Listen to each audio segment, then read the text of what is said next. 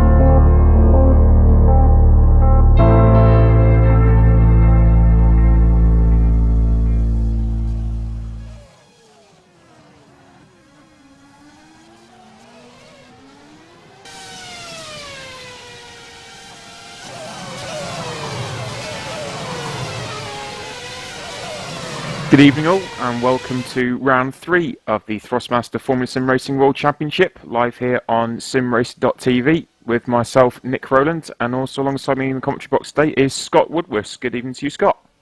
Good evening, Nick. Good afternoon, everybody, and it's great to be back in the commentary box again with Nick and for the World Championship. And hopefully what we've seen over the weekend so far, we've had 2 fantastic races, and hopefully this afternoon's World Championship to crown the festivities this weekend in FSR should hopefully be more of the same. Yeah, we've had 2 superb races at the start of the season already with Australia and Bahrain. We're now here in China around this Shanghai circuit. A very challenging circuit, especially throughout the middle sector. The first corner in particular is very unique to this track. And we have 6 minutes exactly left in qualifying 1, where we have Ivor Calamy's currently on pole, which is a 34.2, sorry, fastest in this session before they progress. But Morgan Rand has just smashed that with a 33.978. A few bits of news just as we are hitting the midpoint of qualifying 1. Woodwiss is not racing today. He has decided to take a trip to Barcelona to watch Barcelona against Betis in the at the new camp in La Liga, so we will not have Woodwiss racing today. This has been a bit of a shop around within, well, my own team within Precision Motorsports, so I'll bring you that one a moment.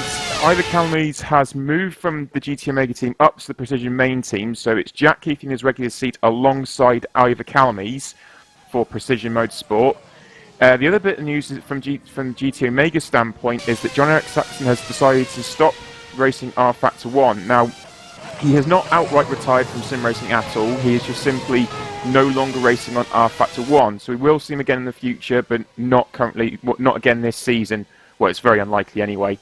So what happens now is that we then have Martin Gosby and Rob van Starkenburg, both World Series drivers, have been promoted up to GT Omega. So we have those 2 drivers in GT Omega. It's a bit of a switch around here, Scott, for Precision. It is indeed, and I think that it's a good move for both Gosby and Van Starkenburg to move into GT Omega. If anyone watched the World Series race yesterday, they managed a fantastic one too, as they did in Bahrain. Because Bahrain, it was the other way around. It was Van Starkenburg taking the win from Gosby, and yesterday it was Gosby taking his 2nd win of the season. After a fantastically controlled race, some fantastic tyre strategy as well, some fantastic work to keep his tyres longer than Van Starkenburg did, so excellent driving from him. And I think it's well deserved. Of course, Gosby's no stranger to the World Championship. He's raced in the past couple of seasons, but effectively now he's joined Precision. He's kind of fallen on his feet now. He's taking, so I say, full advantage of the opportunity he's been given. And now he's in the World Series car along with the World Championship. A couple of other changes that I've noticed on the grid is that we have got, I believe, Edward Malorqui is in this race this weekend. He is driving for Faster Than Speed. He usually drives for Twister in the World Series. In fact, he scored a podium, third place behind the two Precision cars yesterday, and had a fantastic last stint where he managed to reel in Van Starkenburg with some fantastic lap times. He's in the Faster Than Speed car, and he is alongside today Giuseppe Marconi, the perennial elder statesman of the FSR paddock, in the second Faster Than Speed machine. And apart from that, the rest of the field is pretty much as they were, so no major changes apart from that. 3 minutes just to go in the qualifying session. One of the changes that the World Trophy winner today, Franz Schneider, yes, that's right. He has jumped up. He has joined Ash Racing, so he's doing 2 races in one day. Massive kudos to him for doing that. But yeah, he won World Trophy earlier on today with a very, very good victory, convincing victory, and he's now earned a drive in World Championship with Ash Racing at the moment. He has, and to be honest, that's not a bad move really, because Ash Racing have had, I make no balls about it, it's the bones about it, excuse me, a disaster of a start of the season. As was mentioned in the highlights, they've only completed 6 racing laps out of the first 2 races, which is not exactly what they want. They didn't even make it past the grid in the first race, because both cars were out on a start 1 incident, and their race was over after just 6 racing laps in Australia altogether. So Ash Racing really are hoping for a trouble-free weekend, at least here in China, because of course we're going into the European season starting with Monaco in a couple of weeks, and they really do want to at least get themselves a few points on the board, and they're hoping that they can at least get a result then, and that their woeful start to the season doesn't continue. Yep, for sure. The times are split between the top 18, believe it or not, 18. It's split by a second. That's how close the times are around here. But with a comfortable near 3% advantage is Go Speed, Morgan ran on a 33.9. So the current top 10 that would progress is Ivor Calamise is in second, Rob Van Starkenburg for GT Omega in third place, 24.2, matching Ivor Calamise. Frederick Nielsen in the Twister Racing car with a better outing in qualifying this time round. Didn't really enjoy Bahrain too much. Is in fourth, with Jack Keith with Precision Motorsports in fifth. The GT Omega second car, which is Martin Gosby, is sixth. Rasmus Tally for Twister Racing 7th, Simon Chich for Ash Racing in 8th, Gergo Baldi for Crown 7 Networks 9th, and Yannick Lachin, Badsi Pescara, is in 10th position. So that's the top 10 as it currently stands. And just on the edge of qualification for top 10 is Philip Pushka, Edward Malorqui, and Dion Kostadinov. So very, very close. Like I said, between those, in fact, those 13 drivers there are split by just 6/10. But Morgan Moran having a near 3/10 advantage. It's actually 3/10 between 2nd to 13th. It is incredible, and in fact, Moran is the only man in the 33s who's seen, of course, with Bono not being present. We were talking about this before the race. He hasn't done any testing at all because, of course, he knew he wasn't going to be present. And Moran's been taking full advantage of this, and he, as I said, only man that I've seen it all weekend do a time in the 33s. I'm pretty sure that with enough practice, enough laps, and knowing Bono's natural pace, it wouldn't surprise him the slightest if he was the only other driver that managed a sub-34 lap time. But Moran here has got a great chance to properly kick-start his season, of course. He had a rather controversial last lap incident, which he eventually saw him break to second after Calamise also suffered a penalty for an incident he was involved with, Moran, about 2/3 away through the race in Bahrain. And Moran, of course, then had an electrical failure before that in Australia. So Moran has an excellent chance here of getting himself his first race victory, and of course being the second race winner of 2013, because Woodwiss has won both the races in Australia and Bahrain. Of course, him not being present, it kind of gives everyone a bit of a breather from his dominance, and gives everyone else a chance to catch up and have a chance to take a victory. But something you've got to remember is that the next nearest man of the championship to Bono Woodwiss is Jan Kostadinov on 20 points. Woodwiss has the maximum score of 50. So even if Kostadinov was in some way able to win this race, and he'd have to have an immense amount of luck and good fortune for himself and bad fortune for everyone else, Woodwiss would still lead the championship by 5 points. So as much as I think Precision are not 100% satisfied with the fact that he's not racing, I don't think Bono is too worried, because he'll still lead the first part of the season going into Europe with a championship lead of at least 5 points, no matter who becomes second, third and fourth and onwards. But of course, this is a great chance for the likes of Morgan Moran and also Ivar Calamise and of course Jack Keithley to catch up.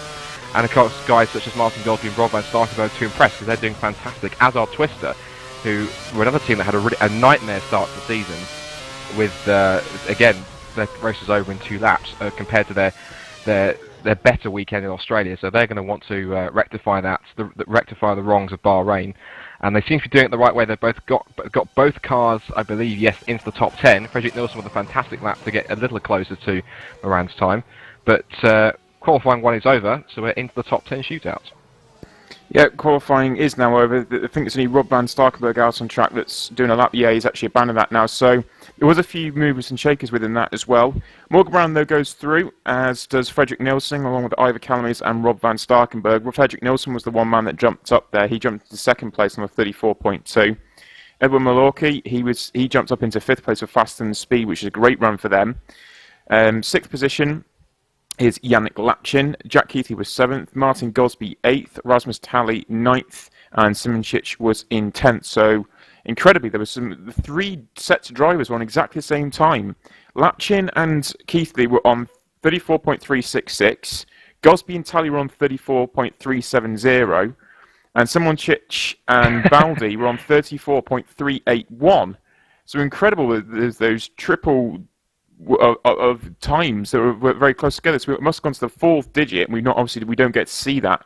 So they've gone to the 4th digit, but that's how it's shaken out. And Baldi's the one that's just missed out, but with seemingly an identical time to Simoncic. But Simoncic will be the first man out on track for the qualifying 2.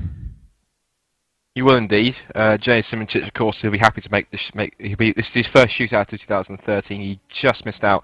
He qualified 12th in Bahrain. He was 11th in Australia. So he now leaves the pit lane. And just a quick reminder for anyone who's just joining in who has somehow forgotten the qualifying rules for the World Championship in qualifying 2. Of course, it's an initial 10-minute session. Then they'll go through to a top 10 shootout, and the top 10 runs in reverse order. And they get one single flying lap to prove their worth and try and go for pole position. So Simoncic here, the young man, as he heads on to the end of the first sector. And Simoncic himself is the 20-year-old from Ljubljana in Slovenia, and this is his 16th FSR start. Now I'm going to head off for his outlap here, and comparing this circuit to Bahrain was a very rare bias circuit where there's a lot of areas, slow corners and long straights and big braking zones. So that really puts a lot of strain on the rear tyres because you need that rear traction. We've come to China, which is very much the opposite. It's kind of like a very unique kind of circuit where it's kind of like a gimmick circuit, as described in real life, where you've got these long corners, especially through turns 1 and 2, through turns 7 and 8, and again round here through turn 13.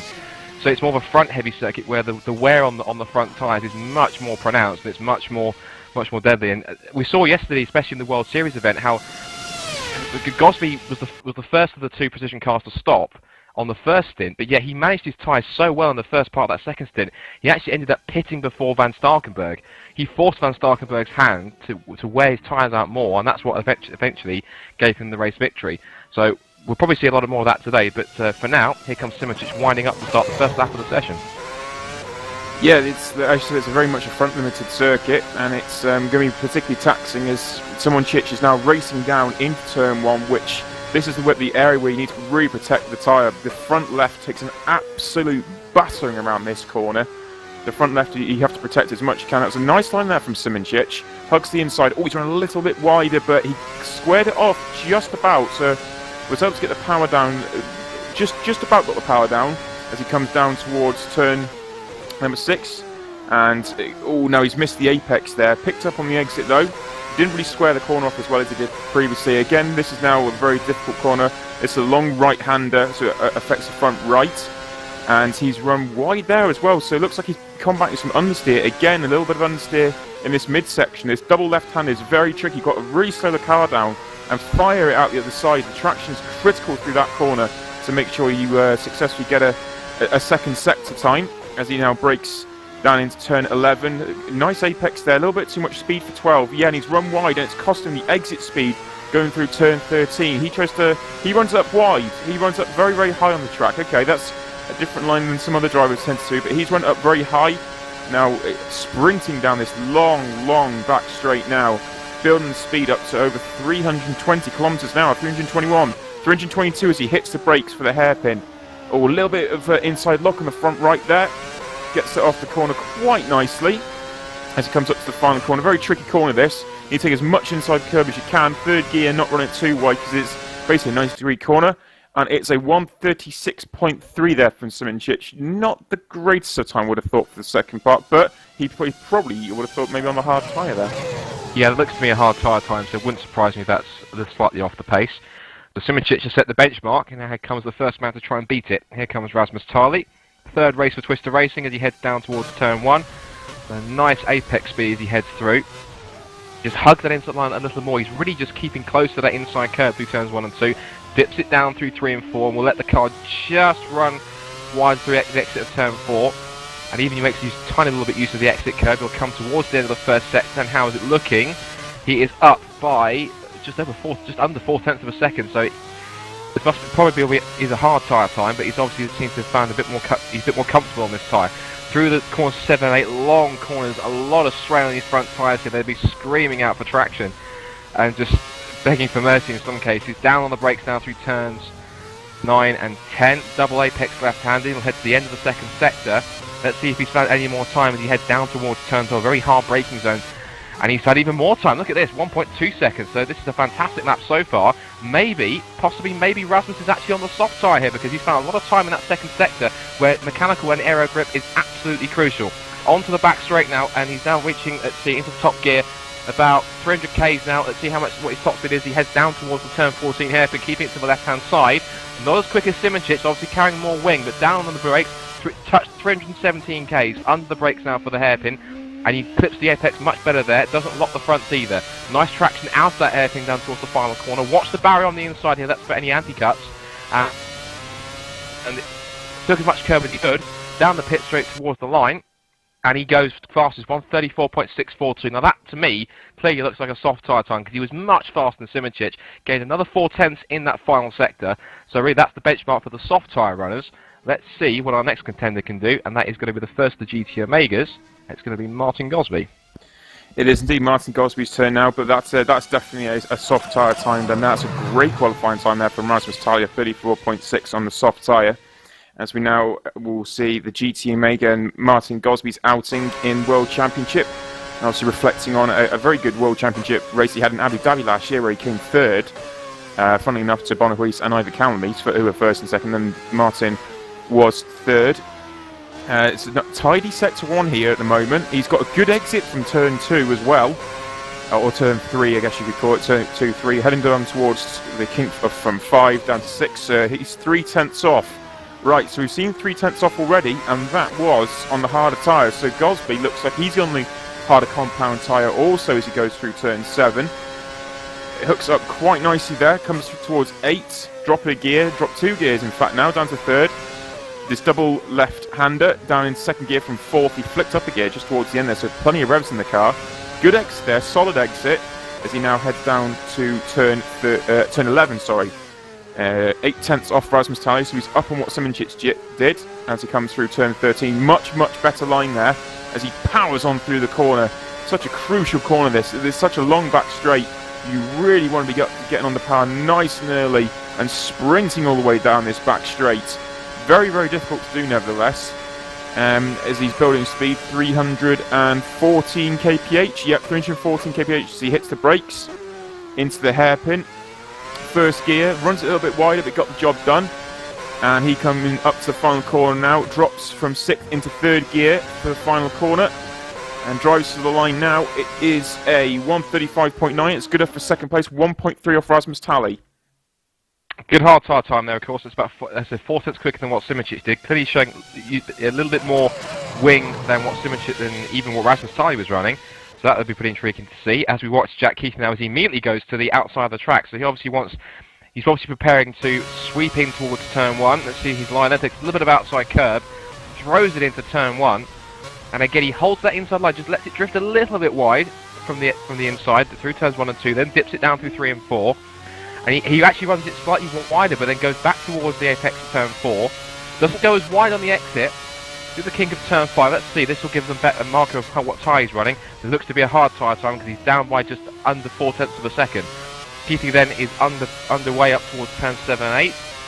And Keithy, I've always maintained, is one of the best all-round sim racers at the moment. He's currently also taking part in the prestigious touring car series, which is possibly could potentially get him a real life test drive at a VW Cup car in Brands Hatch. So he's definitely trying to get himself about a bit and do as much as he can in sim racing wise. But down to the brakes, and this will be the best hard tyre time at the moment. At 54.096 the time is in the second sector. And look at that, doesn't waste time to get straight onto the power. Hugs the inside curve with the first part, turn 13 again. Just lets it run onto the white line as he heads down the straight. Now let's take a look at his straight line speed down here into 7th gear. It looks like he's running again a little bit, even more wing in fact. 300 and just touches 312, so he's running probably just a little more. Either that, or Gosby's run through the final corner was a little bit more earlier on the power, but towards the last corner he comes. It's very tight, almost 90-degree left-hander. Throws it in 3rd gear. Down the hill he goes towards the line, and he goes 3rd, slower than Gosby, so he's only slower by a 10th, 136.0. So it looks as though that Gosby's run out of that final corner and through the first couple of turn 13 and a couple of the corners was what did it for him. So Keithley 3rd, but behind Gosby, who again he's fallen on his feet with this precision opportunity and definitely not wasting it at all. He's making the most of it. Yeah, I believe that was all done in the hairpin there by the looks of it, because Jack ran a little too deep but got a very good final corner, but I think all the time was lost in the hairpin. So it's the turn of now Yannick Lapchin for Pescara as he is coming out of turn 3 and 4, heading towards the kink of 5 down towards 6. And he is 2/10 off Rasmus Tally in sector 1. That's a good time if it's the hard compound there for Yannick Lapchin, as he now comes up towards turn number 7. The flick left, he's holding 6th gear all the way through there. Nice line, very, very tidy line this for Yannick Lapchin. 4th gear, holds it into 2nd, and as he comes into the double left-hander, I think this is the most difficult part of the track also, this part, because the way you have to get on the power on the traction zone, it's very, very technical through there. Coming down, it's 7/10 off Rasmus Tally. So this is either a very good hard time or a slow, soft time, as he comes through the start of turn 13. Oh, nicely on the power all the way through 13. Now we've got to challenge the long back straight. He's building speed, and he is going 308, 309, 310, 312, 314. So he's similar pace to what the precision guys are. 2nd gear at the hairpin, much cleaner than what Jack Keithley did as well. Great line through there. Oh, got some wheel spin on the exit though. 6th gear drops it into 3rd for the final corner. Great attack on the inside of the inside curbing. Driving for the line at 35.9. Good enough for 2nd place. That's a great run on the hard tyre. I would think that is a hard tyre run. That is beautiful run there for the Pescara car. Excellent stuff from Lapchin. Wonderful that though. As you agree, look at that, just fractionally faster than Gosby. That's probably a lot of pleasantly surprising there for the Bad T Pescara team. That is going to be fantastic for them to take that one into account. Right, next up for a lap then is going to be this man, Edward Malorqui, the 19-year-old from Barcelona in Spain. 49 FSR. Oh, that's not the entry to the lap you want. Just a huge twitch on the exit of the corner. A little too eager on the power.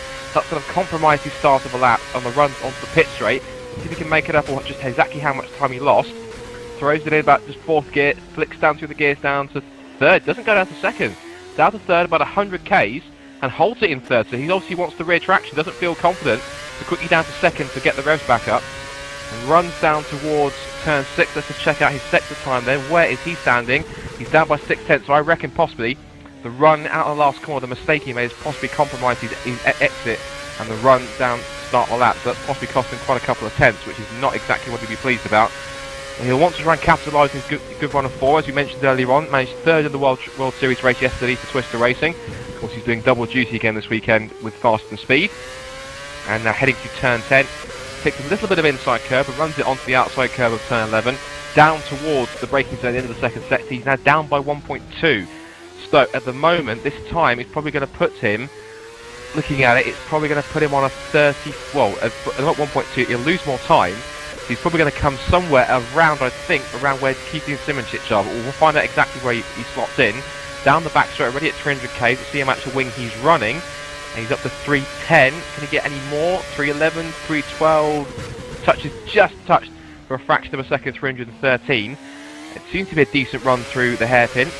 And no wheel spin at all from the rear of that car. Now, let's see if he gets a better run through the last corner. The answer to that is yes, he does. This is the stake from his outlap. Down the straight, hugs the inside wall, and he only goes 6th, 135.6504. And I feel it was all ruined by that exit of the final corner to start the lap. Yeah, you'd have to believe that that was all because of the final corner, and also the run through turn 1, 2 and 3 was very questionable, especially in that third gear. I actually think he forgot because he was such a late downshift. He went to second gear. I don't actually realise he thought he was in third gear. He was so far wide of the apex, and then he flipped down to second gear and still didn't get very good traction. He oversteered on the exit. But it's time for Rob van Starkenburg now for GT Omega and his run out. And this is not Rob's debut, as I was corrected on before. I thought it was, but it's not Rob's debut. Apparently the last time Rob raced in WC was 2011 Brazil. So that was the last time that Rob's actually been in the in World Championship, and he's 4/10 off Rasmus Tally at sector 1. So it looks like another hard compound run. And this is the GT Omega of Rob van Starkenburg as he goes through turn 7 and 8. Great line through there, drops to 4th gear and then 3rd. He'll go back up to 4th as he, same as what Martin Gosby did, down to 2nd gear. Beautiful sweep through there, a little bit of the outside curve. That can affect the traction sometimes if you get it just wrong.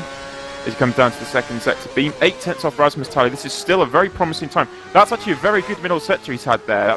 That's better than what Jack did, in fact, I think it was there, as he goes through turn 13, powering through, runs it up nice and wide out the corner, but got the power down so early. Flicks up in 7th gear for this long back straight, trying to tame this 5.4 kilometer circuit in Shanghai. As he comes down to the braking zone, 315 kilometers an hour, hits the brakes. So late on the brakes, flicks in 2nd gear. Using 2nd gear, powers out from 2nd gear. He got wheel spin as well there, so up to 6th. Downshifts to 3rd gear, through the final corner, squares it off, and powers for the line now, 1:36.0 for 4th place. That's a great run, 1.3 off Rasmus Tally, but into 4th place for Rob van Starkenburg. Absolutely correct, and also I can confirm on the hard tire run, he's so far the fastest man through this middle sector, so you were right, a fantastic run through there. So he's now gone to, he's actually at the moment on the 2nd row alongside his teammate.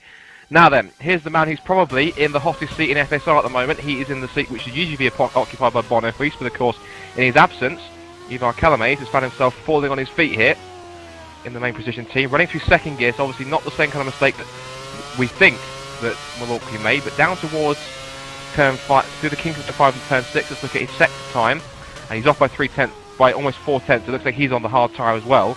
So Lapsha may only be one of the guys that looks as though he's going to, in the top 10, that's going to run on the hard tyre, or the soft tyre, I should say rather.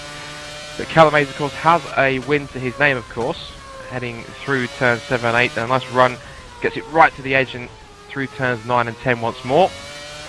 A little bit of outside curve, and again on the exit, and towards the end of the 2nd sector he goes, and he's down by just a fraction under 9/10. So this probably at the moment, it wouldn't surprise if he either goes ahead of both the GT Mega cars, or, well, at this point Van Starkenburg was quicker, so either he'll slot in between them, or he might just go up ahead on provisionally on the 3rd row alongside with Keithy. But down the back straight he goes. Ivar Calamaze then, as he heads down towards the hairpin. The 16-year-old from Estonia, 36 World Championship starts to his name. He heads through the hairpin and up towards the final corner. Look at that, the smoke, a little bit of wheel spin on the exit there. That's probably going to compromise his run towards the final corner. Through 3rd gear, about 100 miles an hour. Little squirrely on the exit over the curb. And he does, in fact, go onto the 3rd row behind Keithley. So he goes to 6th on the 1:36.099. 33 thousandths off his teammate. So I'm sure that pretty much he would have appreciated a little fast. That was a little bit faster. But still, that's what he has to do. And we still have another 2 guys to run. And this is the first of them, Fredrik Nilsson. Yep, Fredrik Nilsson's turn now. Back on form after the difficult Bahrain for Twister racing all round, to be honest with you. So Twister come back in and he is sweeping through turn 1, 2 and 3. He's had a good line all the way through there in 2nd gear as well. That's been beautiful there for Fredrik Nilsson. Got that hooked up very, very nicely as he comes down towards the hairpin of turn 6. Hits the brakes. 400ths off Rasmus Tally. So he looks like this is a soft tyre run. So he could be gunning for an outright pole position here. This looks like it's a soft tyre run. 6th gear used through the left-hander of turn 7. Coming towards 8. And he holds 3rd gear up to 4th. Double shifts down to 2nd. A little bit tight on the apex there, on the entry. That's not ideal. That's not what we want to be. But it should still be alright. That's a good exit he got from out of there. As he goes, he's off by a 10th as he approaches turn 11. Through 12 and then powering through 13. Off by a 10th from Rasmus Tally. who's still got the fastest time currently. So soft tyre run here for Twister Racing. Let's see what their top speed is on these soft tyres as he builds speed going down the long back straight here. 312 kph already. Before he hits the brakes, it's 316. It tapped 316. Second gear, run through the hairpin. Good exit, no wheel spin. That was a great run out of the hairpin there. Triple downshift in. Oh no, he ran too deep. He went too deep. He's had to get it back in second gear. That's not as good. Yeah, 3/10 off, 34.9. Second place though. I just want to work out if that is second. At the moment they've got a front row lockout, but we'll have to see exactly what this man can do then, Morgan Moran. I'm actually going to try and find out when the last time, if it turns out it is going to be as we think, if Morgan Moran isn't on the soft tyre, whether or not the last time Twister Racing locked out a front row in the World Championship. I'll try and find that out during the warm-up, if that's the case. But here comes Morgan Moran then. His best chance of getting one over Bono Huis. Not here. Lovely run through turns 1 and 2. Turn 3 just lets it, lovely sweeping arc through that corner. And again, he's using a wider exit out of turn 4, so possibly trying to get a more straighter run. And it looks to me as if it's a hard tyre run. Oh, he's 3/10 off, so yeah, this is the hard tyre run, but looks like it's the quickest that anyone's gone through the first sector on the hard tyre. Looking at that sector, I can confirm, yes it is, he's actually up. Oh no, he's not in fact, he's actually the second fastest because he's at lap chance had a faster first sector by about half a tenth. So at the moment, Moran is really charging, and he is currently, if he can manage this, looks like he's on course for third. So this is not going to be his, from what we understand, his 9th pole position, but he will at least, I think, slot into third as he heads down towards the end of the corner. He's now 8.5 tenths off, but let's watch his arc through turn 13. Again, runs wide at the entry and sweeps towards the middle of the corner on the inside and out the other side. And a wonderful run down the straight. Let's look at his top speed then. Heads down towards the final corner. Already, look at the top speed of this! 321, 322 Ks. He really is not running that much wing, is Morgan Moran. That's probably the reason why he was so quick. So this really would have gained him a heap of time up towards the final corner. Let's see if it compromises his run to the final corner in 4th gear. He wants to get the traction as well, but down the pit straight he goes. What's the time? He does go third. 1:35.913. And that's not too bad. He's actually gone faster a little bit. He's a second off, he's second Nilsson's time, but he is the fastest of the hard tyre runners. But Twister ended up being very ambitious. They want to abolish the disastrous weekend of Bahrain. They've done it in style on the soft tyre, mind, but they've locked out the front row this afternoon. I think you'll find as well that time could have been even quicker because that was a bad final corner. He could have gone so much faster through that final corner. He almost took too much of the inside curb, so I think Morgan Moran actually had even more pace in that. So that is the top 10 qualifying done, and it is a Twister Racing lockout. Right specifically from Fredrik Nilsson. That now, just to explain this, they are on the soft compound tyre. They're the only ones of the top 10 that have gone out on the soft compound tyre. Morgan Moran is in third with Yannick Lachin 4th. Martin Gosby's 5th from Rob van Sarkenberg. Jack Keithy 7th. Ibe Calamy's 8th. Simončić 9th with Edwin Malarkey in 10th place. So that's how the top 10 lined up, and now we're just into the warm-up session where drivers will re-acclimatise themselves with the heavier fuel loads. So we'll just allow this session to run down, let them learn and understand where the car is at with this heavier fuel after being on light fuel for both qualifying sessions. Obviously, it's the race settings that you actually use in qualifying too. Some of these drivers will understand it. Now it's just a case of getting used to the high fuel load. Absolutely. I think I've actually managed to find out the answer of when was the last time that Twister Racing locked out the front row in the World Championship. Amazingly, it was the last time, I believe, looking at the stats on our GPCOS website, it was all the way back at Monza in 2010. That was a front row lockout for Bruno Marquez on pole and David Greco on second. So it's taken them about 2.5 years to grab themselves another front. No, but yeah, 2.5 years in fact to get themselves a front row lockout. But it's fantastic to see them at the head of the grid, and hopefully they can at least do something in the first stint on that soft tyre. Yeah, absolutely. It's going to be a great battle between those two going into turn 1, and then it's going to be a battle of the hard compound tyres behind. We'll have to wait and see how this pans out from 11th downwards as well, depending on what tyre they've opted to go for. I would have thought most guys now, because they're outside, will have opted to go for the harder compound tyre and utilise the strategy from there. So go boldly backwards, I would have thought, is probably on fresh hard tyres. Remember that these hard tyres that they've just used, they will carry across into the race. So very critical now, I think we will see that the hard tyre will be used probably backwards, and it's going to be Rasmussen and Fredrik Nilsson that try and sprint away at the start. And this is going to be great to see how the balance shifts throughout this race between the pace of the tyres and also how what sort of strategy that Rasmussen and Fredrik Nilsson are going to run. The strategy that's can be used today, from my understanding, it's actually very close on all different types of strategy. I think the strategy calls, there's 4 to 5 optional strategies you could run, and they all run within about 3 to 4 seconds of each other of an overall race time. So it's going to be very, very close between the Twister guys and everyone else just behind. So it's, but yeah, it's Twister from Ghostspeed and Bati Pascal. Then you've got a double GTMA and a double Precision from Ash Racing and Fast and Speed. So you've got a real variety in the top 10 as well. It's good to see so many teams up there as well, because it means that it seems that you've got a nice mix of drivers and also a nice mix of teams up there as well. So it does make it a very diverse and competitive grid.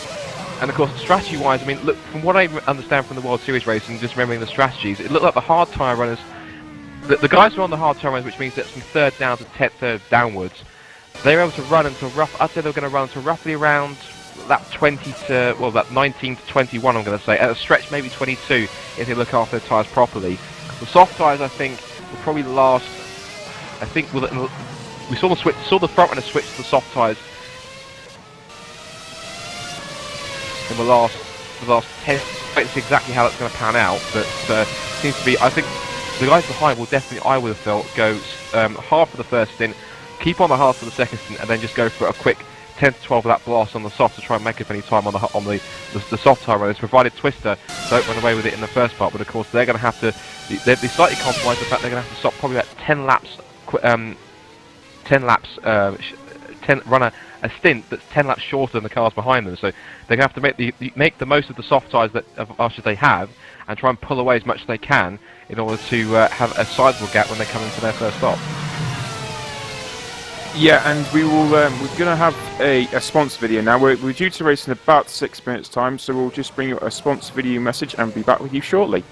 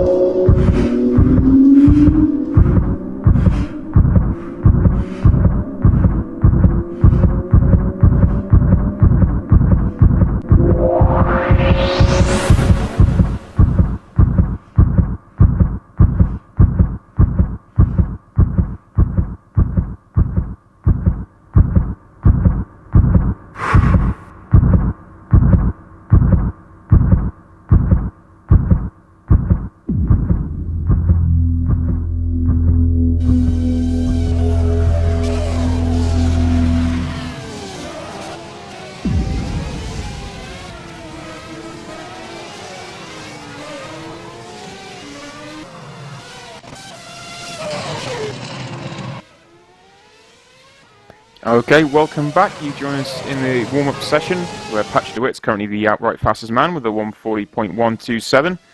Just these guys reacclimatising themselves as we just wait for the start of the race, which will be 56 laps around this 5.4 kilometre Shanghai circuit.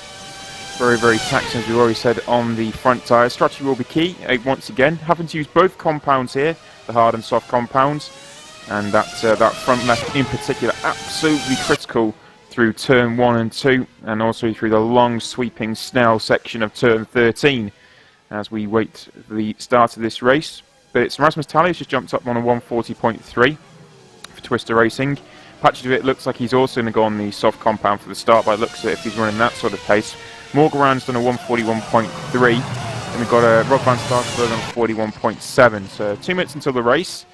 Scott here, and it's already looking pretty tight in this mid-pack in warm-up. It does indeed. The times looking at the spread from 3rd down to 9th, that's Moran down to Gergo Baldi. It's a spread about 9/10. Then you go down to the cars behind that, which is the 142s at the moment. We've got the likes of Jankos Stadanov all the way down to Zuhait's Cabos, in fact, on the 42.8, so his race pace doesn't look too bad. Of course, Zuhait's Cabo actually inherited himself a point back in Bahrain, thanks to the various penalties and such that were applied, and that allowed him to go ahead and snatch his and Jessica Spain PSR's first World Championship point in their second start, so congratulations to them. In terms of the race pace, I mean, it looks as though that, tyre weight is obviously going to be the name of the game. I would like to think that some guys are going to be pretty smart on strategy, and I think what we're going to see is that if some guys are slow at the beginning of their second stint, if they're on the hard tyres, we wouldn't suggest that that's probably going to be the case, that they're having any problems. It's probably just them just being a little conservative and playing the waiting game on those tyres, because as I said, yes, as we said back in qualifying, it worked for the World Series, it worked for Gosby when he was able to effectively outlast Van Starkenburg on his tyres, even though Gosby stopped 2 laps earlier than Van Starkenburg did on the first round of stops. So it is possible, with some careful tyre management, to leapfrog those that stop before you on the hard compound tyre. You just have to go about it the right way. So it'd be intriguing to see exactly how these guys manage the tyres, whether or not they decide to go all out and try and get track position, whether or not they decide to just let others burn their tyres and lose their heads, and just capitalise on any mistakes and the poor rubber when it comes to the end of the stints before they make their stops. That's going to be the trade-off between performance and tyre management. It absolutely will be, and the drivers at the moment are there's a lot of people actually simulating pit stops at the moment as well, so they're all just testing pit entry, pit exit, and getting used to the pit stops also. It's quite a tough entry actually here. It's a tight left-hander, so it needs to get it done quite early on. It's an entry which obviously, well, is famous for catching out Lewis Hamilton in 2007, and that cost him the chance of eventually getting the World Championship in his debut season. So it's a pit entrance that really have to be. It kind of punishes those that take advantage of the fact they think they can sweep through when really you can't really go as quick as you think. But yeah, that anyone that takes advantage of thinking they can go through quicker than they actually can is obviously going to pay the price. But heading off the formation now, what's going to be also key is that the start's going to be pretty critical, because if you can get yourself into a good position and up to the first few corners, if you get into a good position by the end of the second sector, then you've got a great chance of getting yourself picking up a couple more positions in the slipstream down the back straight down towards turn 14 hairpin. Because that's probably, I would say, but I'm pretty certain it's the best overtaking opportunity you've got on the circuit. The second best is probably turn 6, but we even saw some guys yesterday even managing to skip around the outside of turns 1 and 2, which then gave them the inside run for turns 3 and 4. So it is possible to overtake in the first couple of corners if you've got the confidence, and if you feel the car is only set up correctly, but if you feel you've got enough confidence and grip in the tyres. Yep, so we'll give you a rundown of the starting order. It's Rasmus Tally on pole position for Twister Racing, from Frederick Nelson in second place, also for Twister Racing. Morgan Rann for Ghost Speed in third place. Yank Lapchin in fourth for Pescara. Just on the point of Morgan Rann, obviously there's no Bono Huis here, so he's looking to capitalise here today. Fifth place is Martin Gosby for GT Omega Racing, with sixth place man Rob Van Starkenburg, his teammate. So both GT Omegas in front of both precision cars, because it's Jack Leach then in 7th place with Ivor Calamise in 8th. Simon Chich in Ash Racing is in 9th place with Milwaukee in 10th place. And then Gergo Baldi for Crown 7 Netrex in 11th, and I will let Scott run through the rest of the field. Okay, and then running alongside in 12th position is going to be Filip Pushkin, the second go speed. Row 7 is Dejan Kostadinov for Brem GP, and Patrick DeWitt couldn't really repeat his fantastic qualifying from Bahrain. Of course, couldn't get himself into the top 10. He will start 14th on row 7. Row 15 is the second Pescara of Eros Masculi. Then we've got the two Biocross positive SimRacing cars of Blair Disley in 16th and Marcel van der Linden in 17th. French Schneider gets his first World Championship start of the season for Ash Racing in 18th. Zuhait Cabo will start in 19th with Peter Varga alongside him, again struggling for Brem GP. And at the back of the field, we've got Giuseppe Marconi for Fast and Speed, and Moises Rondon makes his second start, returning to the seat which Alex Diaz occupied in Bahrain, and he starts 22nd and last on the grid. He does, and the drivers now, the two Twister cars have just come through the final corner. They're on the start straight, warming those rear tyres up, coming towards the line with Rasmus Talley on the left side of the track. Because it's a long sweeping right-hander, so they put the starts on the outside for Rasmus Talley. Fredrik Nilsson in second place, just lining up the car, and Morgan Brand's going to want to try and capitalise. In fact, all these drivers are going to want to capitalise today. It's a day where there is no Bono Huis, and they will all look to try and make a difference up to what he leads on those 50 points. And this is what they all want, and here we go with the lights. We've got 3 lights, 4 lights, 5 lights, and the Chinese Grand Prix is go, and a great jump there for Fredrik Nilsson. He's going to go side by side with Rasmus Talley straight away. He does indeed. Nilsson leads, and Morgan Moran's going to go through to second place. Is he? No! Talley goes super late into turn 1, sweeps around the outside, tries to hold it around the outside. Lost Van Schneider already. On the inside is Morgan Moran. Can he hold it around the outside of turn 3? No, he can't. Back up the inside goes Rasmus Talley. That's crucial for those soft tyres. Morgan Moran's in 3rd place. Jank Lapchin holds in 4th. Gosby still in 5th, Starkenberg is in 6th, Calamy 7th, Keithley's 8th place, and Simonchich in 9th. Round the outside goes Rob van Starkenberg on Calamy's. Oh no, Calamy's, no, that's Starkenberg, sorry, Starkenberg is out on the curb, and that's how Calamy's through, and Keithley's through, Simonchich through, Bolly's gone through, Pushka, Van Starkenberg's gone down to 11th now. That's a absolutely terrible start for him, and DeWitt's gone up the inside, and DeWitt on the soft tyres on the inside of Pushka there as well. So he's flying through the field with Patrick DeWitt at the moment. That was a precision. No, it was one of the Ash Racing cars. That is Simonchich. It's Simonchich. Simonchich just rolled. It was incredible.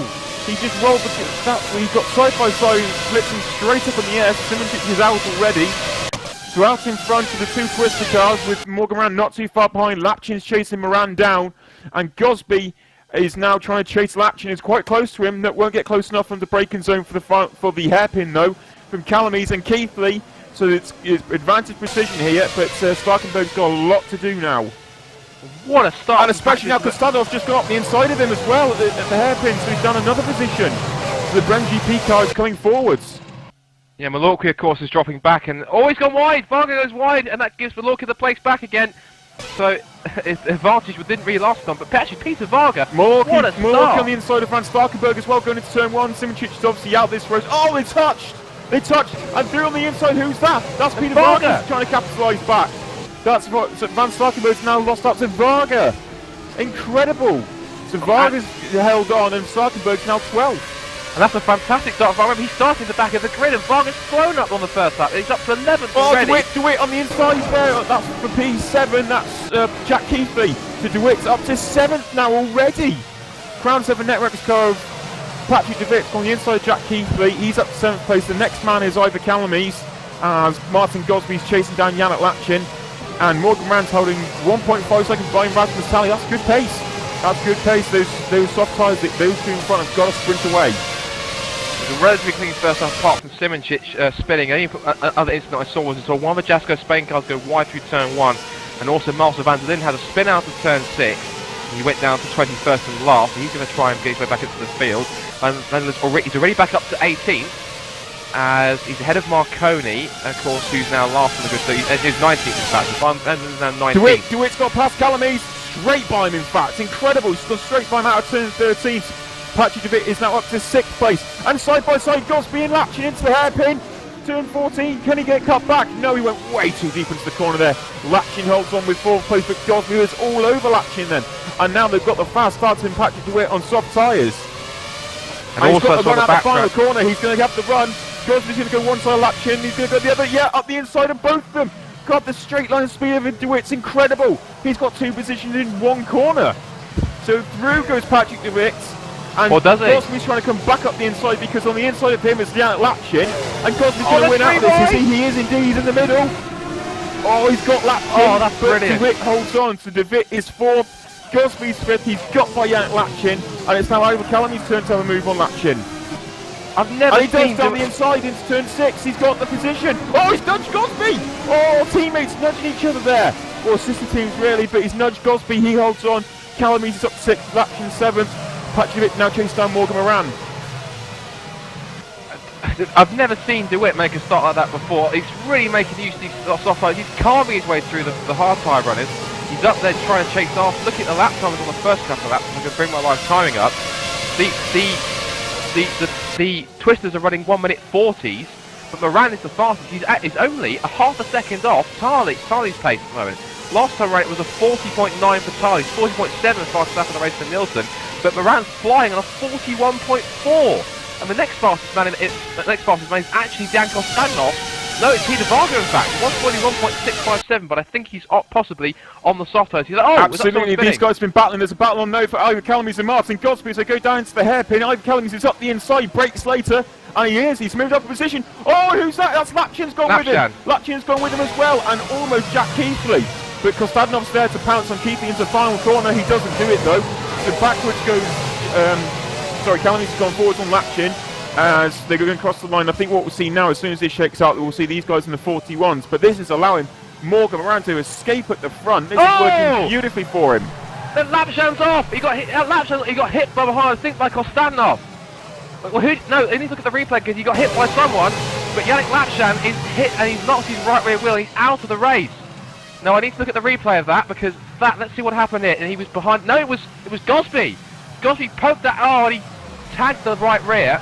Oh, Kostanov's up the inside of Gosby as well in 6. He's got him, but the cutback's on for Gosby. Gosby's got the drive out the corner, but the Brem GP car's going to have the inside of 7. Yeah, he's got the inside for 7, and he's held the position. Oh, no, Gosby's trying around the outside, but no, the Brem GP car is up to 7. Oh, defends the line as well in 8, because Gosby wanted it straight back, but couldn't get it. So Gosby is under all sorts of pressure at the moment, and he's feeling the heat. He's had both the precision cars come by him. He's now had the Brem GP car, Kostanov, come by him. A baptism of fire on his return back up to WC. Jan Lapchin's out of this race, obviously after that massive moment. And DeWitt is 1.8 behind Morgan Moran. But it's released Ivor Calamy's in the precision car, and the second precision car of Jack Keithley is in 6. So these two have now got to make up a lot of time on Morgan Moran. Ivor Calamy's is 4.3 seconds behind Morgan Moran, and on the same compound tyres as DeWitt is trying to close in on Moran. An incredible job that Morgan Moran is doing here. Only 2 seconds behind the fast starting Twisters that are on the soft tyre. Wonderful pace here for Morgan Moran at the moment, and the go speed. Just seeing Gosby move past Kostanov. So obviously the collision with Lapchin's not compromising too much.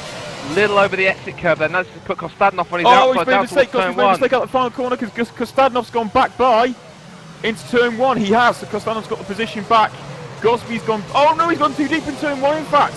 So Gosby slid it back up the inside, and on who's out on the inside there as well? That Peter Varga on Philip Pushka. So Gosby is going to try and get away now from this gaggle of cars that have got behind him. Brem GP from the Philip Pushka in the go speed, and then also Peter Varga in the other Brem GP. He's going to steam around the outside of 6 as he's going to brake later. Oh, very late on the brakes there. Can't get it done.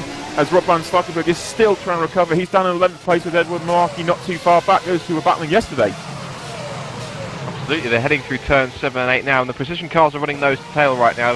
If Calamy's still ahead of Keithley, so he has the measure now. This will be impressing the precision bosses here that Calamy's who's subbing for Bonham Wheat this afternoon. He's ahead of the full-time driver Jack Keithley. Gosby's actually pulling away slightly now for Kostanov. Seems to be they didn't suffer really any damage. Just seems to tank the right rear. As that in the background, the second GT Mega car Van Starkenburg has a look at Varga, forcing him a little too deep through turn 12. Put him on his inside. He's going to have a run almost. though. He'll have a run on Varga though now. Almost, he does, but yes, you're correct. He's got the run now. Wider line on the exit. He's got the run down the back straight now in the slipstream.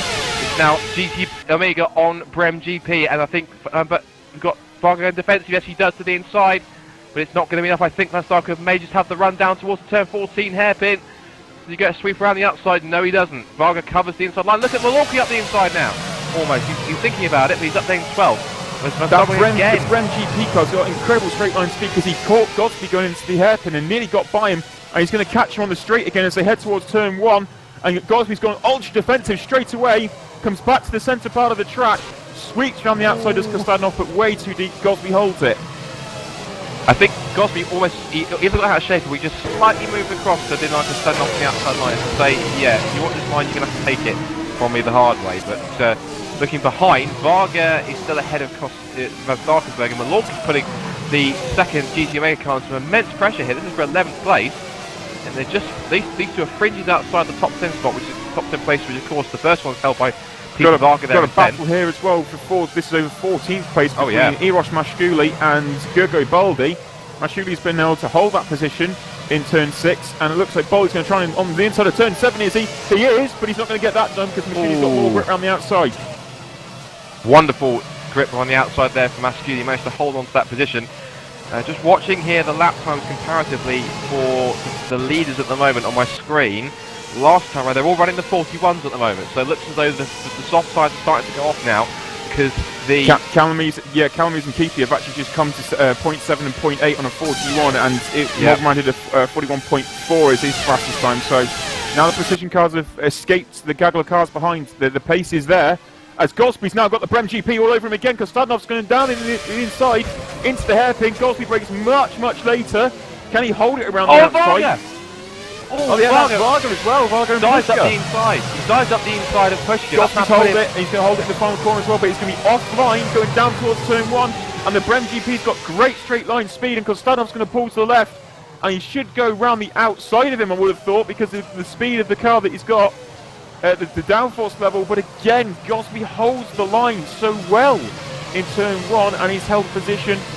He's held that 7th position. We saw this enough times yesterday in the World Series. In fact, he had a fantastic duel with Van Starkenberg when they were in the precision cars yesterday, and they went side by side through turns 1 and 2, and then 3 and 4. Sorry, just a great lap time for Calamies on a 41.5. That's nearly matched. Oh no, Maragi's on a 41.2 in fact. Oh, and Kostanov's through.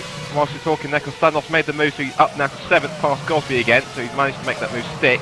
And while we're talking just quickly about back at the hairpin at turn 14, what will happen with Varga, he dived up the inside of Pushka, that put him too deep, and actually allowed Van Starkenberg to slip through, so now Van Starkenberg is up to 10th, and Pushka's now up to 9th as well, so he's still in 9th in fact, so Van Starkenberg is now in the points, so now all 4 precision cars are running in the top 10. Yeah, he's trying to gap Varga at the moment as well, and he's already caught the back of Philip Pushka in the go speed. And Godsby's got good run through turn 13. He's kept the line lower, and he's going to have the run on Kostanov. We know how quick that Brem GP car is in a straight line, and Godsby's now got to trail him all the way down to turn 14. He's in the slipstream. He's going to pull out to the right as he does. It was very late from Kostanov to go defensive, but it's so quick, that car in the straight line. Late on the brakes does Godsby. He's up the inside. He's going to nudge the front of him. Oh, not quite. Got that squared off just about, but Kostanov holds on to position.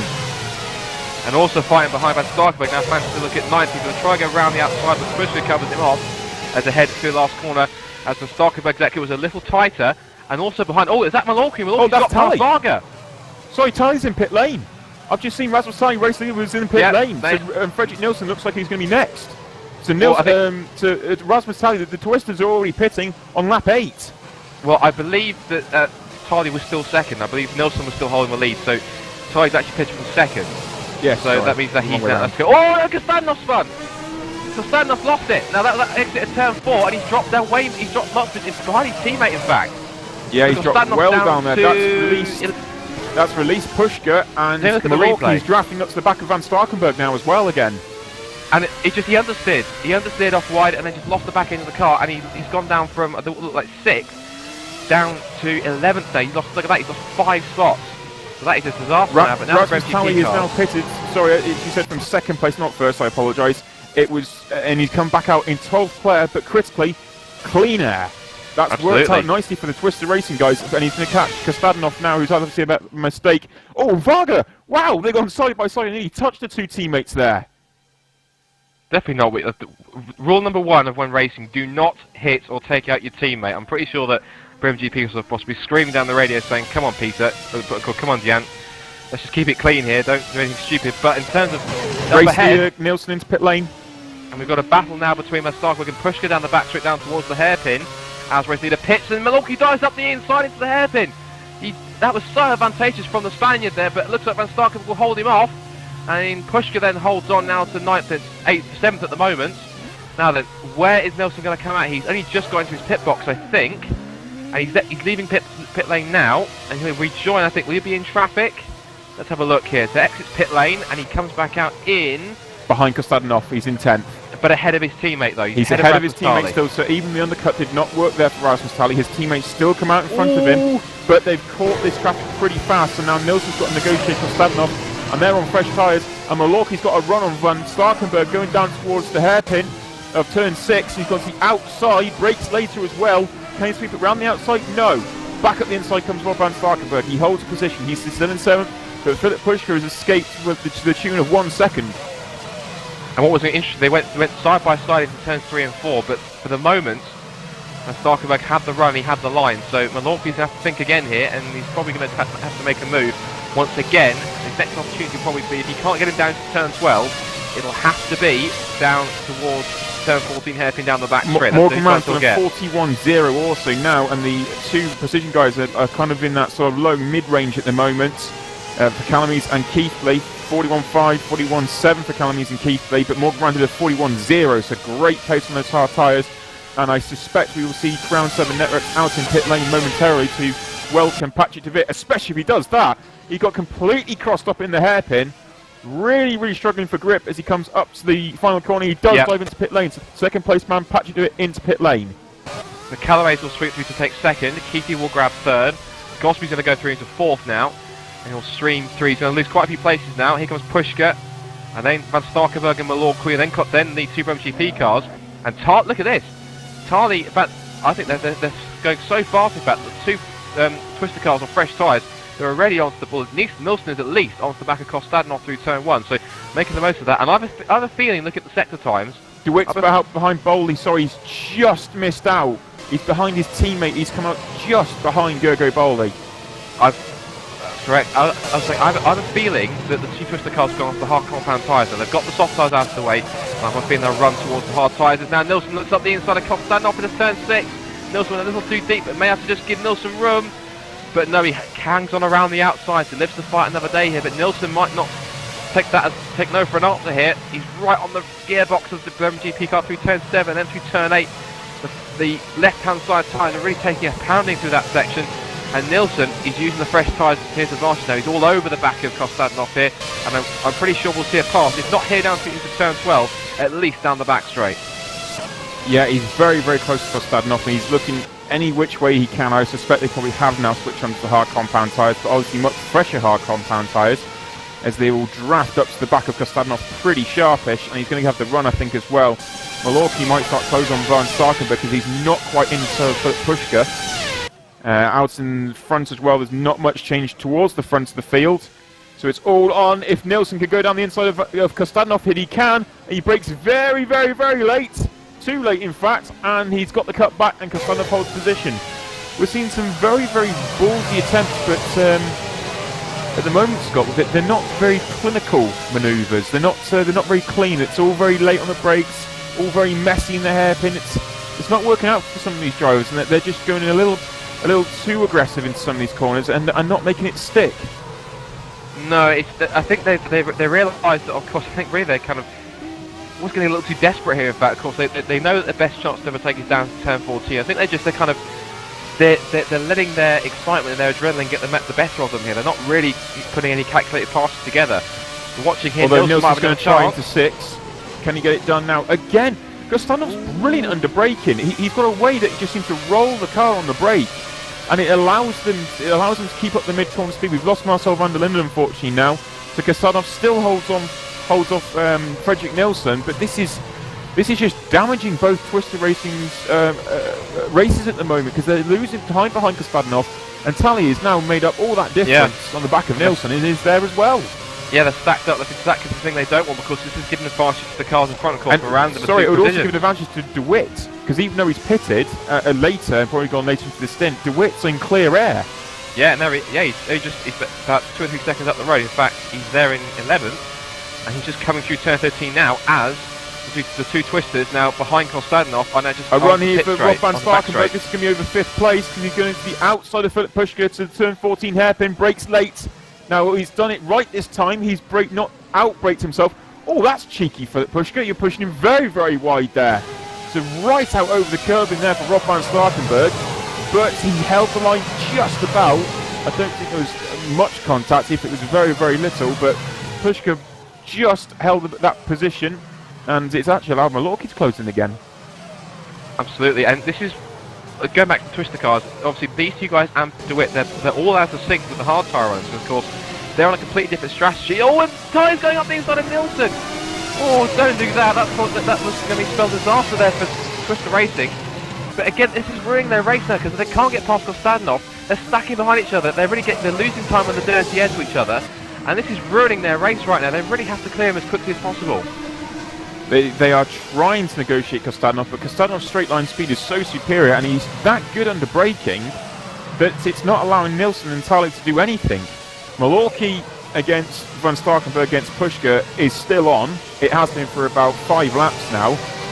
So there's a great battle between Ghost Speed, GT Omega and Fastland Speed. So Malorki is trying to look on the back. Well, no, in fact I think Van Starkenburg's got more of a chance.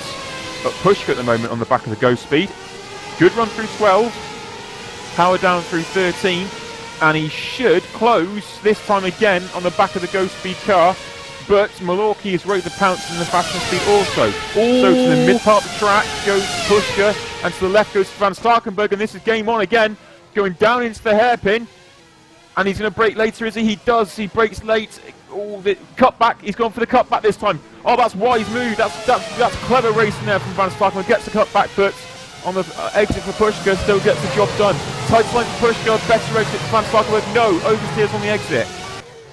And whilst you're watching that, I'll tell you something. The twister cars will swap places, and I'll tell you exactly the reason why. Nilsson went over the curb on the exit of turn 13, and it gave the place straight to Rasmus Tali. I think he'll be relieved he's got his teammate out of the way, because now he can have a crack at Konstantinov and possibly get himself up to 8th, because of course he really needs to get it clear of now, as we said.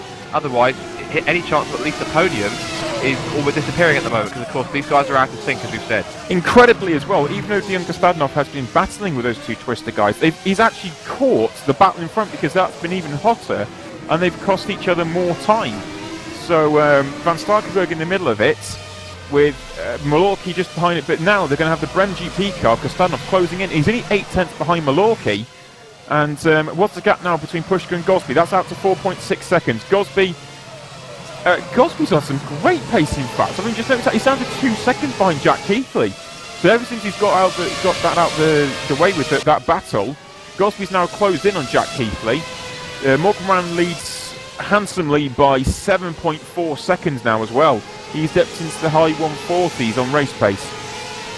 He has indeed. Obviously, it's shown that his hard tyres, of course, they're coming into their element now. We're only on end of lap 13 here, so we're expecting you guys not to stop for another roughly around 6 to 8 laps now. That's how long we anticipate the hard tyre is going to run. Van Starkenburg Pushka again. It's the same corner down into the hairpin. What's Van Starkenburg going to do this time to try and get the job done? He's gone for the outside run again, and it's not worked. Pushka flies across the apex of the corner and pushes his car so far out wide that Van Starkenburg can't do anything. He can't get the cut back because Pushka's got the better exit out the corner because he's wider and carrying more speed. And every time he tries to do anything around the outside, Pushka's pushing him so far wide that he's nearly off the track. It's rather crafty for Pushka. He's obviously just trying to, using everything he knows at the moment, try and hold on right now. And of course, it's forming it's the Pushka procession almost, because we've got Pushka ahead of Van Starkenburg, Malorki and Konstantinov. Pushka train. Absolutely. The main thing I'll say, also what's interesting, since Konstantinov catching, the twister cars aren't going with him really. The twister cars are doing nothing. Oh, and that's not going to help. Tali with a big slot out of turn 6. But I think that the twister cars have maybe ruined their tyres, that maybe just taken a little too much life out of their tyres that they wanted to at this early stage in the second stint. And maybe they're just having to back off a little bit to try and save them, because they've only hit the twister cars have only hit the high 140s, and we've already seen Morgan Rand do that already on older tyres. So Absolutely. their hard tyres at the moment for both Twister cars is not anything to write home about. Rasmus Tally has started to close on Kostadov a little, but the Twister cars at the moment can't even hold pace with the 4 cars that are in front of them. So that's a bit of a head scratching going on for Twister. Maybe got something for later in the race. Is it game on again? It is. Van Starkenburg and Pushka late on the brakes. He's moving him to the inside, and again, Pushka's gone too deep this time. He hits him. Maloney hits him. He went even later on the brakes and hit the inside of Van Starkenburg. Van Starkenburg got the cut back because Pushka went nearly off the track. Van Starkenburg's gone wide now. This is it. Del pushes back through. Maloney's through. Kostadov's going to go through as well. Van Starkenburg got the job done, but he's messed it up. And look at Kostadov going around the outside of Maloney. And Pushka's off. Maloney just smashed the back of Pushka and he's gone flying off. That was bad move there from Edwin Maloney. That was really poor driving. He's not done because he was also arresting Kostadov who turned 3 and 4, clipped his right rear well and put him out of shape. But all through all this, Kostadov's up to 5th. This is incredible. You must be thinking, what have I done to deserve all this? Thanks, boys. Absolutely, that is absolutely heartbreaking for Pushka, who had been defending brilliantly other than that final time round where he went too deep in the corner. That's where it all stemmed from. Van Starkenburg saw the opportunity, got the cut back. Maloney thought, hello, I'll have a little bit of that as well. Went straight up the inside and could not get the job done and hit Van Starkenburg. Van Starkenburg then went wide in the final corner, which gave the run to the 3 cars behind. And then going into the final corner, into the first corner, Kostadov had the opportunity to do something about it, but couldn't get it done. And Maloney hits the back of Pushka. Pushka goes flying off. Kostadov says, thank you very much, boys, I'll take that anyway. Absolutely, he's in the plum seat right now. He's up to 5th, and that's fantastic stuff for Bremen GP. News on Pushka, he's still going, but he's down to 11th. So not only has he lost that to that pack of cars in front, he's also DeWitt's got past. No idea whether Pushka's suffering damage, but we'll have to keep track of that. As head down, look at this. The Twister cars are battling with Van Starkenburg. Tyler's a run up the inside of the hairpin. He's nudged it again. Yes, he has. Kostadov's made a mistake. Out of shape. Maloney covered. That was naughty. My God, 3 wide final corner. That's not good. And inside comes Rasmus Tally on Maloney. That was brave. Where's Van Starkenburg? He's going to pits. Okay, so he's the first one to blink at the hard tyres. And Nilsson is side by side with Kostadov. Tally's through. Maloney's going to go on the outside. Nilsson's up the inside, gets the position. Does he? Yes. Kostadov's on the inside of him as well, but Brook drops back. Beautiful. So Nilsson goes through, so the Twister cars are both through now on those fresher tyres. Now let's see if they can escape, because Kostadov and Maloney are side by side. That was an incredible run. Van Starkenburg wanted to pit. There were 3 wide going into the final corner. It's not over yet. Whoa, not again. And DeWitt! DeWitt has closed that gap now. That was out at 4 seconds, and he's passed Kostadov, and he's on the back of Maloney. He's only a second behind the 2 Twister cars. So he's really charging at the moment right now, but it's obviously not over. But the Twister cars, obviously they thought their race was over.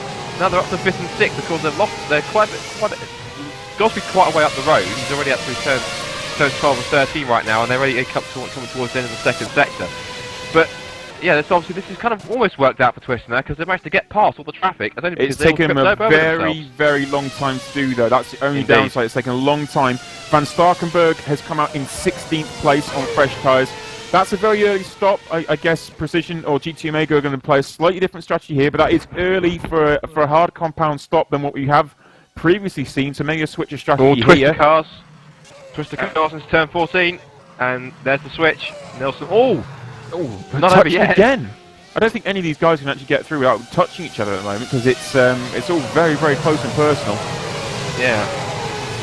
Well, that was risky, of course. Nilsson wants to lead for a while from Tali, of course. He's obviously showing, I've been in this team longer than you, so I think I find I'm the team leader, but Tali's probably not having any of that, because he starts out towards through turn 1, but Nilsson covers the line nicely. Van Starkenburg's now got a huge problem. He's got Peter Varga and Giuseppe Marconi right in front, and they are battling even harder than what the guys have been in front of him. So Van Starkenburg's got another faster than speed to negotiate, and another Brem GP in the shape of Peter Varga and Giuseppe Marconi. So the GTMA car is fast, and it is going very, very fast. In fact, that was a great outlap he's just had there. But now he's got to negotiate those 2 cars again as the train continues. And Maloney is closing on Tally, because Nilsson's actually just pulled a gap then. His second he's pulled as Nilsson, so Tally's falling backwards towards Maloney. That's key now. Nilsson's got plenty of clear air. He can now try and make inroads on Gosby in front. Now the gap last time we saw it as it went across the line, if we quickly have a look, it was, if I can see it, if it updates on my screen, it was 9.3 seconds. So we'll see now, and actually on that lap, he was 2/10. He was 2/10 quicker. He's 10th down in the first sector. They've matched each other in the second sector, with Gosby setting a personal best for him. So at the moment they're pretty much running similar pace. But Nielsen, this is key, because whilst the guys behind squabble with each other, Nielsen's now thinking, right, I've got clear air now, I need to make the most of it on these tyres. I've ruined my chances slightly by getting stuck behind Konstantinov. Now that's all out of the way, I need to put the hammer down and absolutely fly right now. Yeah, he's got to put the hammer down. Something's got to be done. And, sorry, Rob van Starkenburg's just got past Giuseppe Marconi as well, and he's on the back of Peter Varga. I think that's the closest battle because the guys in front have sorted themselves out. It is indeed. So that's going to be over 14th position. So Van Starkenburg against Peter Varga is on. He's pulled to the right-hand side of the Brem GP car, and look how fast that Brem GP car is. As soon as he pulled out, he's got back by him. Varga, wow! Swept to the inside, late on the brakes though, as Rob Van Starkenburg is going to go around the outside this time, and again gets pushed out wide. He's getting bullied all over the track today as Rob Van Starkenburg.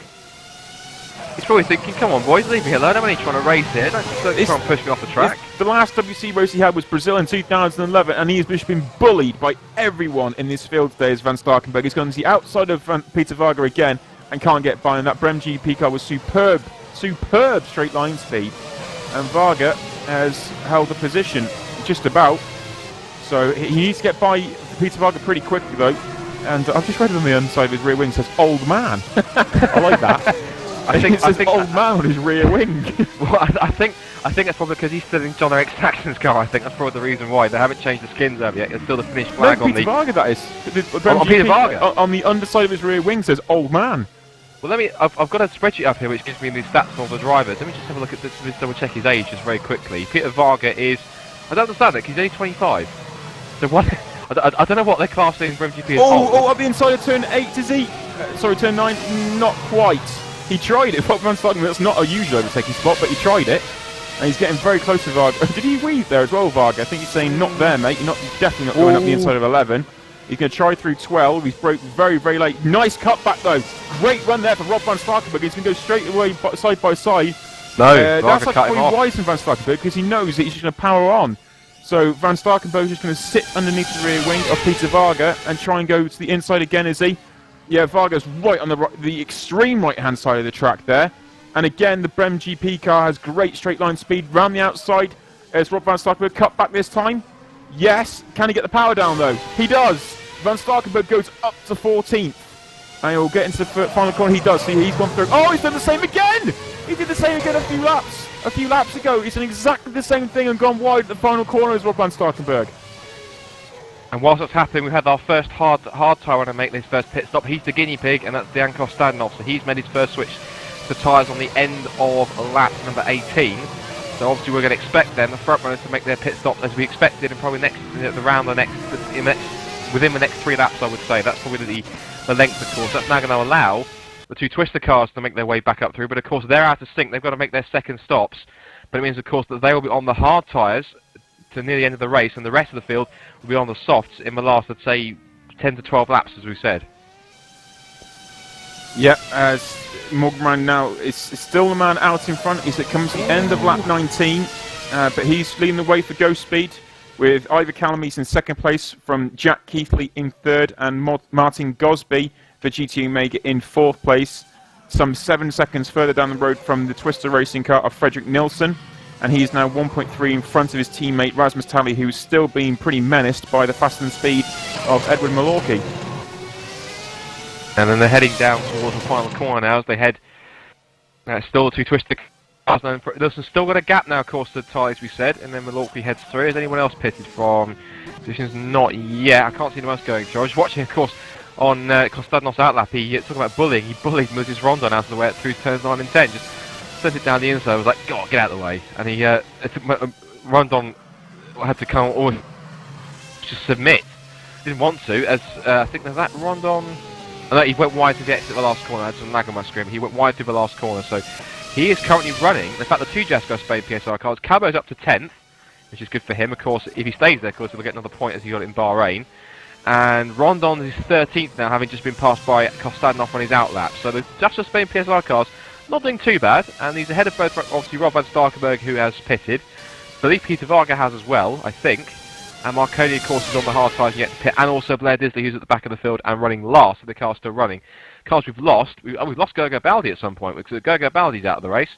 And also Marcel van der Linden is out, Yannick Lapchenko's at contact with Gosby, and Jenny Simoncic when he flipped his car on the opening lap, and that's it for the 21. No, Frank Schneider was out before, it looks like he even left the line as well, so we're down to 17 cars, we've lost 5 cars already. Yeah, and I think we may be about to see the next round of stops. Morgan Moran's carried on, and we're on lap number 20 here, so it's ideal for a 2-stop. But no, Calamise carries on. Jack Keithley, he pits, so Jack Keithley pits from 3rd place. Gosby carries on also, so Gosby goes on for GT Omega, and Jack Keithley's the first man into pit lane to switch off his hard tyres. I wonder if he's trying to get an undercut here, because of course he came in through fairly clean air. Looking where he's going to come out, I reckon he still will. I reckon he's probably going to come out in roughly about 9th. We've got Pushka coming through the final corner now. He might in fact get ahead of Pushka. Let's have a look and see what happens here. Limus is released. Yes, and he's ahead of Pushka. He is in front of Pushka. That's great because he's now got 6 seconds worth of clear air behind Patrick DeWitt. And that's going to be crucial. They used to use that as much as he can. Obviously, Ghosties will see that. And I wonder if they're going to cover that now and bring Morand in. I want to see. I can't see. I can never tell the pit request light on your steering wheels exactly when they're going to come in. So, I think we've got Calames in because I think his pit request light. If I look at the right light, I think we've got Calames coming in this lap. I believe. I think it's been on for over a lap though now, and so is Goldsby. So they may carry on. It just depends on how they're feeling those tyres. Keithley felt it was time to come in, has done, and he's been fed out into a beautiful amount of clear air. Although he's going to come up on Patrick DeWitt and Edward Malorky and Rasmus Talley quite quick, and I suspect Malorky's going to dip out of this packet fairly shortly as well. Morgan Rand is coming up to the final corner, driving beautifully at the moment with a 140.352 as his current fastest lap of the race, and he's coming across the line now and driving a beautifully controlled race at the moment here for Morgan Moran. Ivor Calamise into pit lane. You're absolutely right. 2nd place man, Ivor Calamise into pit lane. Martin Gosby is also into pit lane. So 2nd and 3rd place into pit lane. Oh wow, Gosby's gone way too deep. He's done a Hamilton. Got it back on the track though. Got into the pit lane entry even. So Gosby made a mistake but got it sorted out. Calamise is in the pits at the moment. And away goes Calamise. And into the box comes Gosby. Indeed. And he's going to be released momentarily as well. Away he goes. Jack Keithley goes through as well. So Calamise comes out still in front of Jack Keithley. 1.3 splits them. Gosby comes out into clear air also because Malorky made a pit stop for faster than speed as he comes down pit lane. And Pushka goes in as well because of Kostadinov. So Kostadinov made the jump on Malorky again. So he's gone through in 8th place. So he stopped, was it 4 laps ago? Kostadinov? Possibly. Yeah, I think so, yeah. Yeah. So Kostadinov made a stop and has come out 1.6 seconds in front of Malorky, who is now on fresh tyres again. He'll start to close that gap. Rob van Starkenburg now 10th, 5 seconds behind Edwin Malorky, so not made much of an impression since his stop. He stopped on lap 16, so that was very, very early for him. So the 2 Twister cars go back into 2nd and 3rd for Nilsson and Talley respectively, 1.6 in front of Patrick DeWitt. And he is a further 2.5 seconds in front of Ivor Calamise. So now the strategy goes a little bit off as Morgan Moran dives from pit lane. Race leader Morgan Moran into pit lane, and a nice pit entry as well.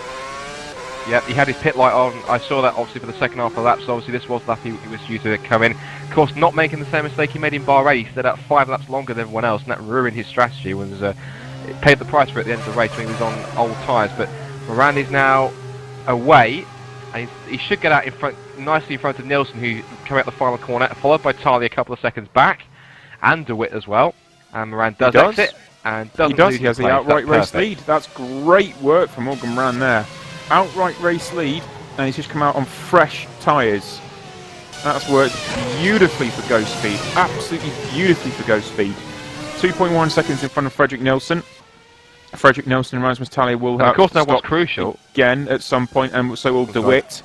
But now Calamise and Keithley will have to try and find their way past those 3 drivers.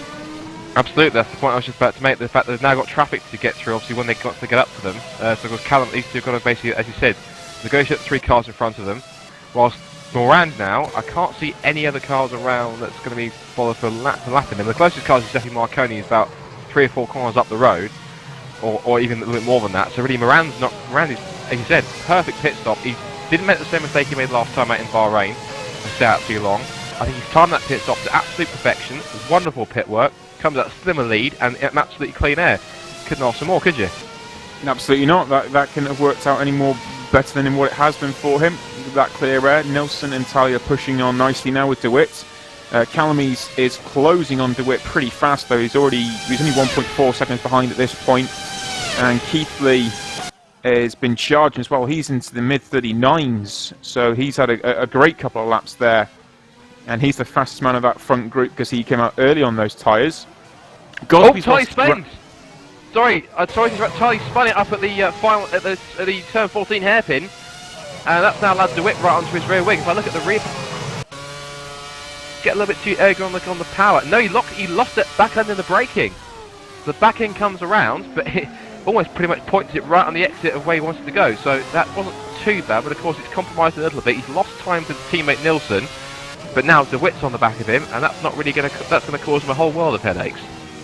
Yep, Nilsson has just dipped into 39s now as well. He's on a 39.8. It was a great lap there for Ivor Calamies, who also did a 39.6, which matched what Jack Keithley's already done.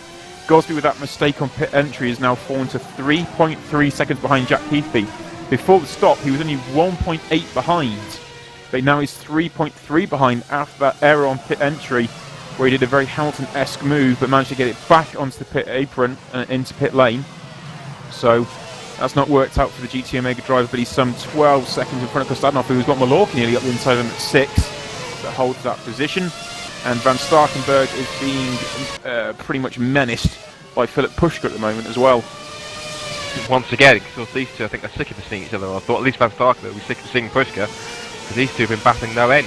So he's going to really try and pull away from them. They were side by side towards turn 1. Pushka did try and move around the outside, but Starkenburg covered the line nicely, and he holds on to the final point spot for the moment. But Pushka's looking racy here. Interestingly, Gosby actually lapped 0.3 quicker than both Keithley and Calamies after coming out of the pit stop, so he's still got some good pace, but he's made that mistake. And we're about to see what sort of pace Morgan Moran has got. 39.2, what a lap that's been for his first lap on these new tyres. A 139.251 for Morgan Moran at the head of the field. A beautiful lap there. Most definitely. Obviously, it's showing that I remember we pointed out in the highlights that effectively him and Palmer Freestyle are arguably the two fastest men in the championship, and they're showing it right now. And it's almost kind of working out how I was kind of mentioning that I thought the only three real contenders for the race win would be Moran, Calamies and Keita, and it is working out like that. Of course, you have got the twister cars in there, but remember they're out of sync, and of course this is how it'll be after the second round of stops will shake out. But you have to remember, I'm expecting the twister cars to stop in roughly around the next, I'm going to look at it, say 6 to 8 laps, depending on how long they can make those hard tyres last, and whether or not they burnt them up too much, but getting stuck behind Kostadinov. But of course then when they come out, of course when these guys make their second round of stops on the hard tyres, switch to the softs for the last 10 to 12 laps or so, these guys are going to be on the faster compound tyres with the lighter, of course with the light fuel loads mixed in. So even though the two twister cars are going to be in second and third, including DeWitt as well, we can't forget him too either, because he's on the soft tyres as well. So of course it may well shake out in the same situation where we've got Calamies and Keithy, and possibly even Gosby if he can find some more pace in his second stint. Right onto the back of these three. He's got good pace. He's gone from 3.3 down to 2.8 behind Jack Keithley, so Gosby's definitely got pace. It's just that mistake that's cost him. And also, Rasmus Tally, though, and Patrick DeWitt are struggling themselves because they've been sideways out a few corners, and Tally and DeWitt have been rounded up, sorry, I should say, from either Calamies. He's only a few tons behind now. Absolutely, and Moran's just gone ahead and dipped the fastest lap even lower. He's still on 39.2, but a few hundredths quicker. And that includes the fastest first sector of the race and a personal best in the second sector. So Moran definitely making the most of these fastest final as well on the previous lap, which was 42.877 final sector. So he's got more to hand in that final sector, even though he's already gone a few tenths faster in the first. Indeed. It's Gosby who's got the fastest middle sector, a 29.894. So Gosby's got some good pace out there. Very good pace in the GT Omega. And what was intriguing yesterday when I was watching the World Series, going back to it, between the duel between Gosby and Van Starkenburg was interesting. It looked as though that Gosby was running lower wings than Van Starkenburg, so how it would play out was that in the first two sectors, it would be clear that Van Starkenburg had more aerodynamic grip, so he would close in. But then on the back straight, obviously in the final sector, we got that long back straight there. Gosby would just kind of undo all of Van Starkenburg's work and hold and kind of edge out the gap back to what it was again. And of course, that might have changed then, because he's actually got a faster middle sector now, so he may have actually changed it for today. Quite possibly. We've got Ivor Calamies on the back of Patrick De Witt now. This is going to be over 4th place. Calamy's got a good drive out of the turn 13 there onto the back straight, but De Witt's renowned for liking his straight line speed, has got awesome straight line speed. He's wow, how fast is he going to go here? 333 kilometres an hour. I think that's incredible speed. That may have been helped with the toe from Tali in front. Yeah, he got a toe from Tali, incredible. But still, that's incredible speed.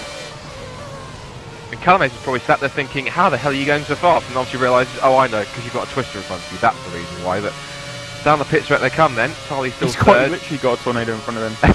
It's quite literally.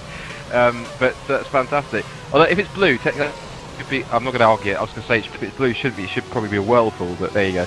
Bad joke. Or a hurricane. Water. Absolutely, or whatever, or cyclone, or whatever words we can use to describe a natural funnel of wind, or whatever you want to call it with a technical term. A natural funnel of wind. That came termed wrong. It's whatever came into my head first of all, but nonetheless.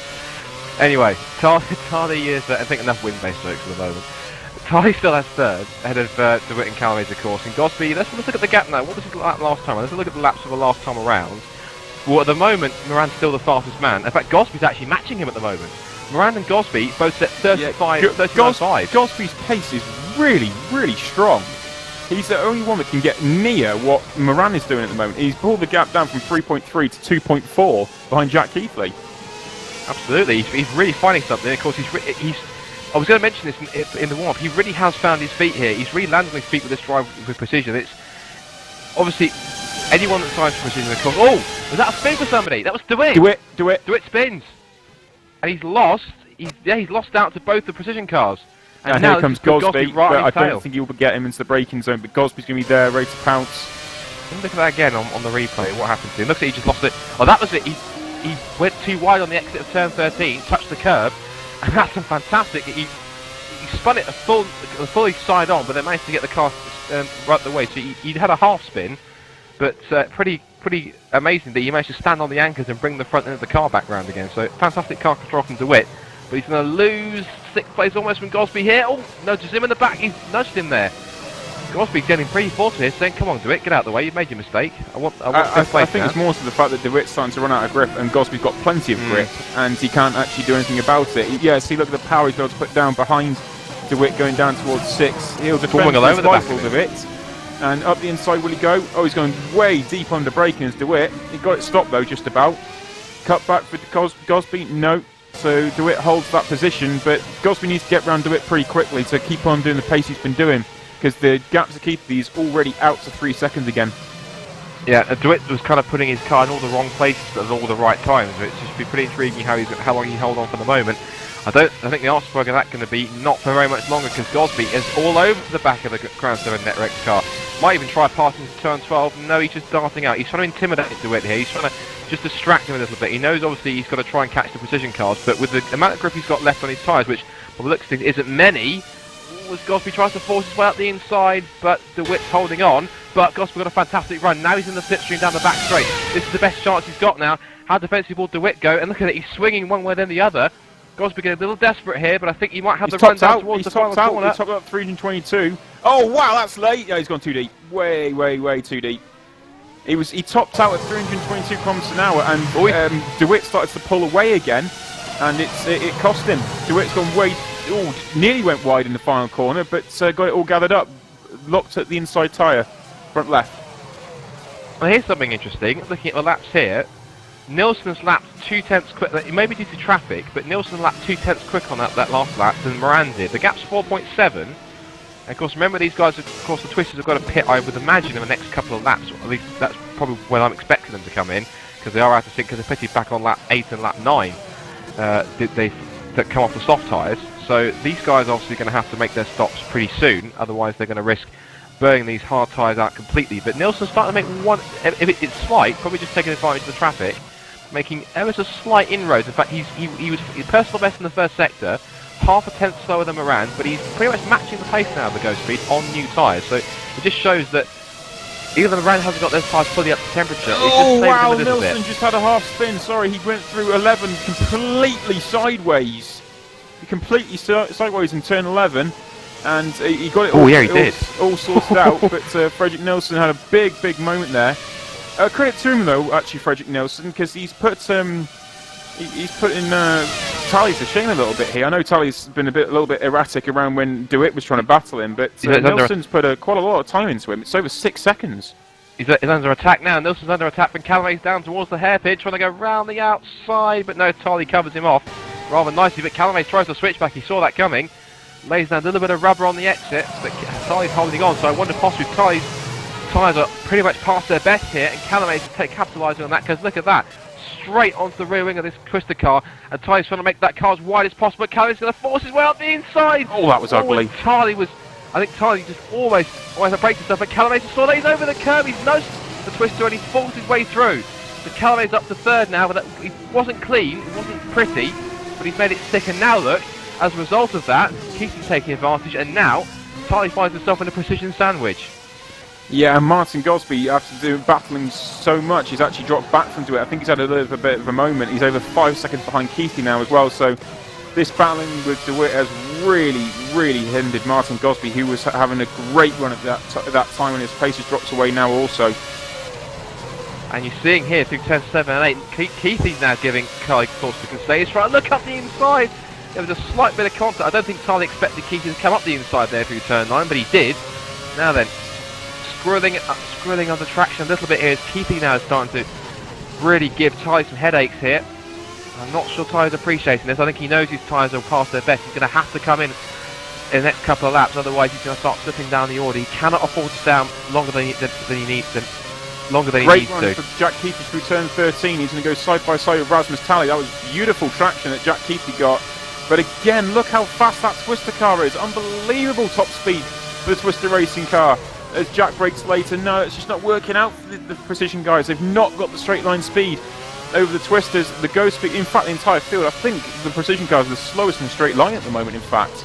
Because they can't even hold pace behind the Twisters and the... He is, yes, he's the first one to blink this time. So DeWitt was actually last one to come in. Of the two Twister cars, and then him, but this time he's first in.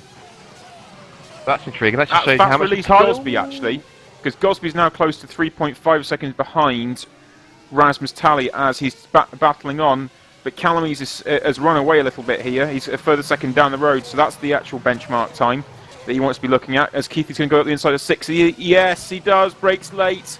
Tally tries to come back at him around the outside, and good traction still for Tally on those tyres. He's away and he holds that position. He holds on to 4th. Maybe it's we said it's a front limited circuit rather than rear limited. So maybe the front tyres are just starting to go away from Tally now. Maybe the rears are in pretty good condition because there are more long corners than there are kind of traction bias based corners. So I wonder possibly if maybe the fronts have just he's chewed them up a bit too much, especially when he was caught up behind his teammate, because of course all that turbulent air and all that's going to really just start to eat away at that rubber on the front of that car. That's really going to compromise you later on. So I think possibly Tally's rear tyres seem to be in good condition because he's got enough traction, but the front are starting to really suffer at the moment. Yep, and Jack Keithy is closing on Rasmus Tally again. He's come from much further back this time. He'll slingshot around the outside of him. He does. Goes to the middle part of the track. He'll brake later. He'll go to the outside. Brakes very late. Tries to swing it round the outside. He does swing it round the outside. Beautiful move there from Jack Keithy.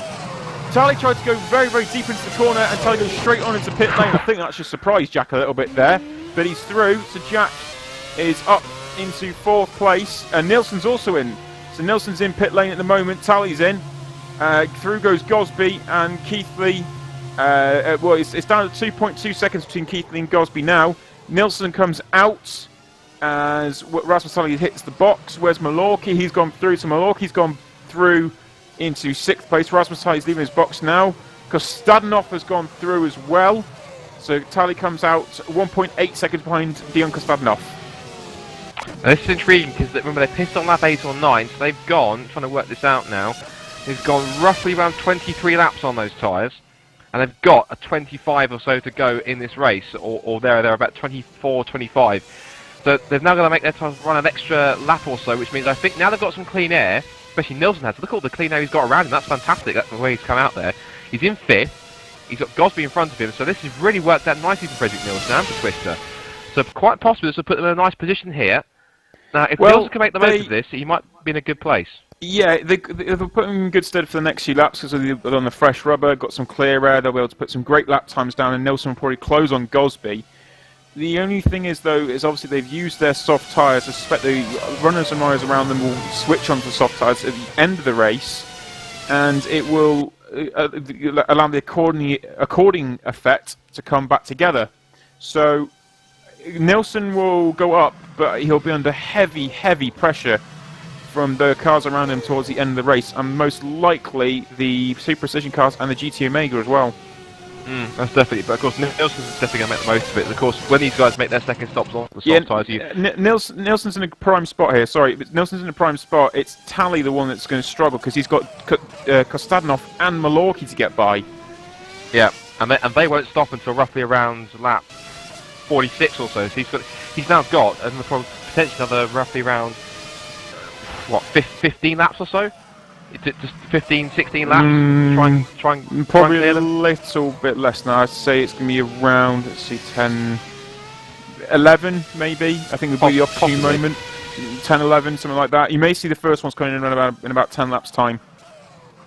Well, if Tali can clear Kostadinov, of course that will definitely help. But of course he doesn't want to spend too much time behind him. Of course, remember it compromised both of them earlier. The fact that Nilsson was stuck behind Kostadinov, and as a result, Tali was stuck behind both of them. So that really didn't do him any favours, and now he thinks, oh no, not again. He's now stuck behind the Brem GP car for the second time in this race, and he really does not want to see the rear end of that car for much longer. He doesn't know, and he's going to try and make quick work of Kostadinov as well on the fresh tyres. Nilsson is 5.5 behind Martin Gosby, so he's taken half second out of Gosby already. That's working nicely for him, and it's now Tally's turn to try and race against the Brem GP. Now, we've seen how quick the Twister is in the straight line. We know how fast the Brem is in the straight line, so it should be battle of the straight line speeds here, I would have thought, on the chase down to turn 14 at the hairpin under the Thrustmaster sign. And Kostadinov goes defensive straight away, and yes, they can go side by side, but still, the Brem GP car has more straight line speed, and round the outside goes Rasmus Tally, comes back towards the centre. Can he get the cut back? No. Kostadinov great once again under braking. I've never known someone as good as him under braking at the moment. Unbelievable under brakes is Kostadinov. And Tally has to sit behind the Brem GP car once again. Well, he got quite a squirm on the exit out of turn 14. He's going to try again now down towards turn 1 when he goes to the outside. Kostadinov's gone to the racing line. Tally's taking advantage of that, and that's a beautiful move. Now, that was a mistake from Kostadinov. He shouldn't have given Tally so much room, because look at that. He took advantage, said, thank you very much. I will take 7th place on a plate. That was good drive from Tally as well, because he actually was. stopped the car on the apex as well, so it did not allow Kostadinov any sort of run back up the inside. So he flew up the inside and then got the car stopped on the apex to make sure he got rid of all the speed, and Kostadinov had no answer. Great driving there, Rasmus Tally. I think possibly Kostadinov, he probably didn't expect him to come up the inside. I think probably didn't think Tally was that close to make a move up the inside of turn 1, but he was, and he's paid the price for it now, and that is pretty much a lot sooner. Tally's cleared Kostadinov a lot quicker than he managed at the beginning of his second stint, so this has worked out nicely for Tally. He's got now some fairly clean air to Malorki in front, so he's got roughly the same situation that what Nilsson has now. These Twisters can make the most of these tyres now, because of course they're going to go on to the end. They've got no kind of dirty air in front of them now for a while, which means now this is, as you said already, they're in a good position. They need to make the most of it in these laps now, because these guys will be, as we said, the hard time runners will be switching to the softs in roughly the next sort of 10 to 11 laps, as we said. So they have to really, this is their time is now at the moment. And in terms of time, Nilsson just made a half mistake coming out of the hairpin, and he's a bit of a moment of falling back from Gosby a little bit. Speaking of Gosby, he's now close to 1.6 behind Keithley as well.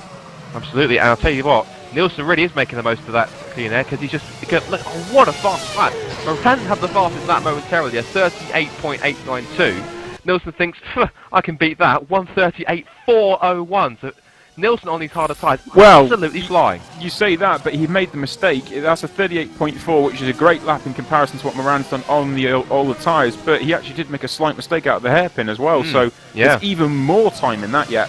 I'll tell you something else. Someone's going even faster in 11th place, Rob van Starkenburg. Fastest first and second sectors of anyone at the moment. Absolutely flying. I need to watch his time at the moment when he comes across the line. He hasn't done so just yet. He will do momentarily. Let's look and see if he comes through. 37.0. Yeah, 37.033. Well, wow. He must be on the... Well, I can't imagine he's on the soft tyres. That must be hard tyres again. If he's on soft tyres, that's a mistake, because there's no way he's going to last until the end of the race on those softs. I'm not sure what... that's hard to judge, that one. No, he might double stint. He could double stint the hards if he want. The softs if he wanted to. Or that is an exceptional hard. No, that's soft range. So yeah, he's just going to push on the softs and probably stop again and try and sprint it again to close in on Pushka and do it. That's not terrible, but it's not ideal. We'll have to keep an eye on how that works out then. He's Tally on Kostadinov again for P7 because Tally is closing on Kostadinov. And can he get up the inside this time? This is the ideal for Tally. Kostadinov defended too late. Brakes very, very deep into the corner. Can he get the car stopped and cut back up? Yes. A great drive there from Kostadinov though. And he holds position. Kostadinov he's driving so well. He just needs overall pace and he can be right towards the front. But he made a mistake and he hit the inside curb and to the outside no-go Rasmus Tally. They're going to be side by side going into turn 1. So Kostadinov... Whoa, wow. Going around the outside is Rasmus Tally. Holding a position. Brave. A little bit of a nudge there as well. Into turn 2 and 3. He's done it. He's done it, yeah. Rasmus Tally's held it all the way round. And that's the job done for Rasmus Tally again. And look who's also closing in now, Patrick DeWitt. He's probably sat there just thinking, right, you two scrap amongst yourselves. I'll take advantage when you guys good times as well, 39.0. Absolutely. So DeWitt's definitely going to be there to pick up the pieces of these two come to blows once again, and it all ends in tears. But looking now, Van Starkenburg still setting fast times at the moment. Last time, how consistent is that on the soft side? 37.032 on the lap before. Last lap time was a 37.094 with the fastest first sector of the race. So very consistent on the soft tyres for the moment. So you're right, he possibly could be double stinting on the soft. That's an intriguing strategy. I hadn't thought of that, so I hadn't seen anyone possibly trying it. So I didn't think anyone doing that would probably work. But who knows? You might get yourself into the top 10. The overall with how these tyres work around this track, like I said, there's quite a few varying strategies, so it should all come back to him eventually. But keep at that pace, and that's exceptional pace that he's running at the moment because he's closing on Philip Pushka, who's only done a 39.5. That's 2.5 seconds a lap at the moment that he's pushing at that rate. So Rob van Starkenburg is trying to claw his way back up into the top 10. Oh, DeWitt and Kostadinov, what's going on there? DeWitt's gone round Kostadinov there? Yes, he has. DeWitt's passed Kostadinov. He went... Oh, it lagged a little bit on my screen, but it looks like he must have gone up the inside. So he's passed Kostadinov, and he's up into 8 now. So Kostadinov was obviously struggling a little bit on the tyres now, obviously not matching the pace on DeWitt, who of course is now on fresher compound tyres, because Kostadinov still has to make a second stop, I believe, unless he's now running until the end, which I can't imagine he is. So that's probably good. Obviously these guys now due to make their second stop soon. Of course, I started to go away from them a little bit. Looking at the times comparison, Miranda at the front, the last that time was a 1:38.8989. Calamay's matched him with a personal, that was a personal best for him on a 38.9. Cars behind, Gosby's on a 39.1 and currently on a personal best in the first sector, as is also Gosby. Last lap time was a 39.2. Nielsen is actually faster than all 4 of the cars in front. He's on 38.6 the last time around. Yeah, he's matching the 3 cars in front on the first sector. Yeah, these tyres are working nicely for him at the moment. Like I said, he'll come back towards them. He'll start to make up the time that he needs because they'll have to all pit again. These guys will all pit, and then it will be a case of them coming on the soft tyres and trying to close down on Nilsson, especially for the precision guys. I think Moran is just about out of sight though, because Calamy's having a great run at this particular stint we're on at the moment. Calamy's is doing superbly well in terms of time. In fact, yeah, he's just lapped faster than Moran for the first time. He's done a quicker 38.8 than what Moran has done. So the precision cars is great pace, but it's that early problems that the precision guys were stuck in with traffic and battling, and it's allowed Moran to scamper away to the what is that now, 14.3 seconds. I think possibly, unless something major happens to Moran, I think this possibly could be they get to the point where as you said, Mirandi's out of touch, and it's his race to lose, effectively. Calame's holding on to second, Keithy's third. But of course, Gosby's there or thereabouts. Let's look at the lap times last time around. What were they? Gosby was quicker by a tenth and a half. Personal best for second, third, and fourth. Nilsson was quicker again than all four of them once more on that lap, and he's quicker again in the first sector by at least a tenth. So Nilsson really is making the most of this, again, of that fresh air, and he is just slowly but surely reeling them in, just a few tenths per lap. That's exactly what you want. Yeah, hard charging towards the front now as the fuel load comes down. Even though these tyres are going off, the more the fuel comes out, the faster they're still likely to go. Until they become completely grip limited and there's nothing left for the tyres to give. And it's 1.4 seconds splitting Keithley to Gosby, but Nilsson is coming at them pretty fast. He's only 4 seconds behind now, so it's good work from the Twister Racing boys at the moment, especially for Frederick Nilsson. And now Tally has passed DeWitt. You know, DeWitt's still 6 tenths behind Tally, so he's doing a good job. And it's 4.8 then between Malorky and Tally. I was going to say we have shout-outs to Malorky. I haven't really talked much about him since we had early on battles, but he's up to 6th place for Fast and Speed. That's pretty good for them. Yeah, very good. Fast and Speed actually don't also with Ash Racing have no points on the board, so Malorky can definitely kick-start their points tally with a 6th place. That'll do them nicely. Oh wow, sorry. Calame's did a 38.7. I thought that was good, but then Moran's just on 38.6, so he's gone even quicker. Absolutely, but so at the moment, as far as I can see, we've done the rest of the field, and I actually realised again, of course, because both again. We were hoping Ash Racing's race would get better, but of course both their cars are out of the race, and they were both out again on the first lap. I just realised. It's taken me that long to realise, but I look at the retirements, because Fran Schneider didn't leave the grid, and Jonas Simonc's car lasted half a lap, so Ash Racing's nightmare start of the season unfortunately continues, so you have to wonder when their fortune's going to turn, because it really hasn't been fantastic. Yeah, it's not been great for them at all to start with. We're on lap 39 though. We'll give you a bit of a rundown of what's going on. Morgan Rand leads, 14 seconds in front of Ivor Calames. Calames is 3 seconds in front of teammate Jack Keithley. Calames has taken Bono Huiz's seat for the day. Bono's decided to venture to Spain and go to Barcelona to see Barcelona against Betis at the Nou Camp. So Keithley and Calames are teammates, and we've got the other sister team of GT Omega in 4th place with Martin Gosby, who's promoted up from World Series. Frederick Nilsson is 5th place for Twister Racing, with Edwin Malorky promoted from the World Series Twist team into the Fast and Speed in 6th position. Rasmus Tally for Twister Primary is in 7th, with Patrick DeWitt in 8th for Crown 7 Networks Racing. Brem GP of Dion Kostadinov is in 9th with Philip Pushka, who's Morgan Moran's teammate, in 10th place. Rob van Starkenburg is in the 2nd GT Omega car. Teammate to Martin Gosby, also promoted up from World Series. Zulaitis Carbo, what a great run he's having. He's in 12th place for the Jasco PSR Racing. And then Eros Mashkuli is in 13th place. He's in Pescara.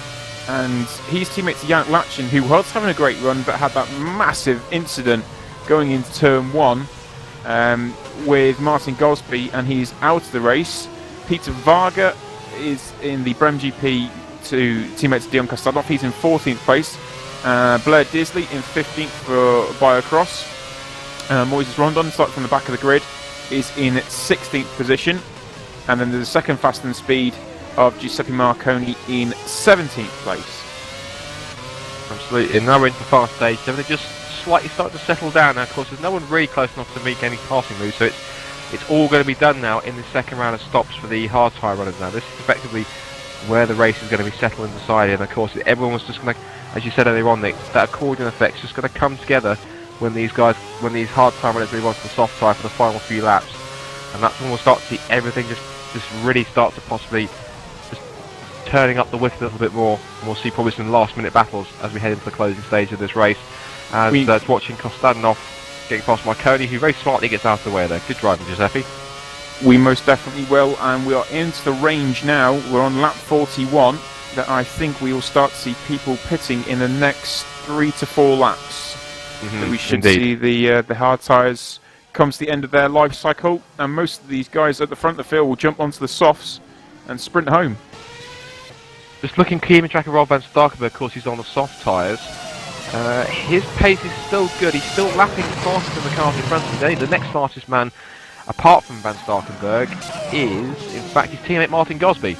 38.4 on the previous lap, personal best for him. Kostadnov's the first man in fact, so it's even earlier than I thought. Lap 41, Kostadnov for Brem GP is into the pits. He was first man in last time around on the first round of stock, so again he's running a slightly alternate strategy, and he's once again the guinea. Well, effectively Van Starkenberg's the guinea pig on the soft tyres because he's basically the one that went on to them first. But effectively, those who are on the appear to be on the same strategy, he's the one that all the teams are going to be looking at. So obviously they'll see Kostadnov's pits and thinking, right, we're going to have to start making our stops now, and I'm probably going to be expecting. Let me look at who's got their pit lights on at all.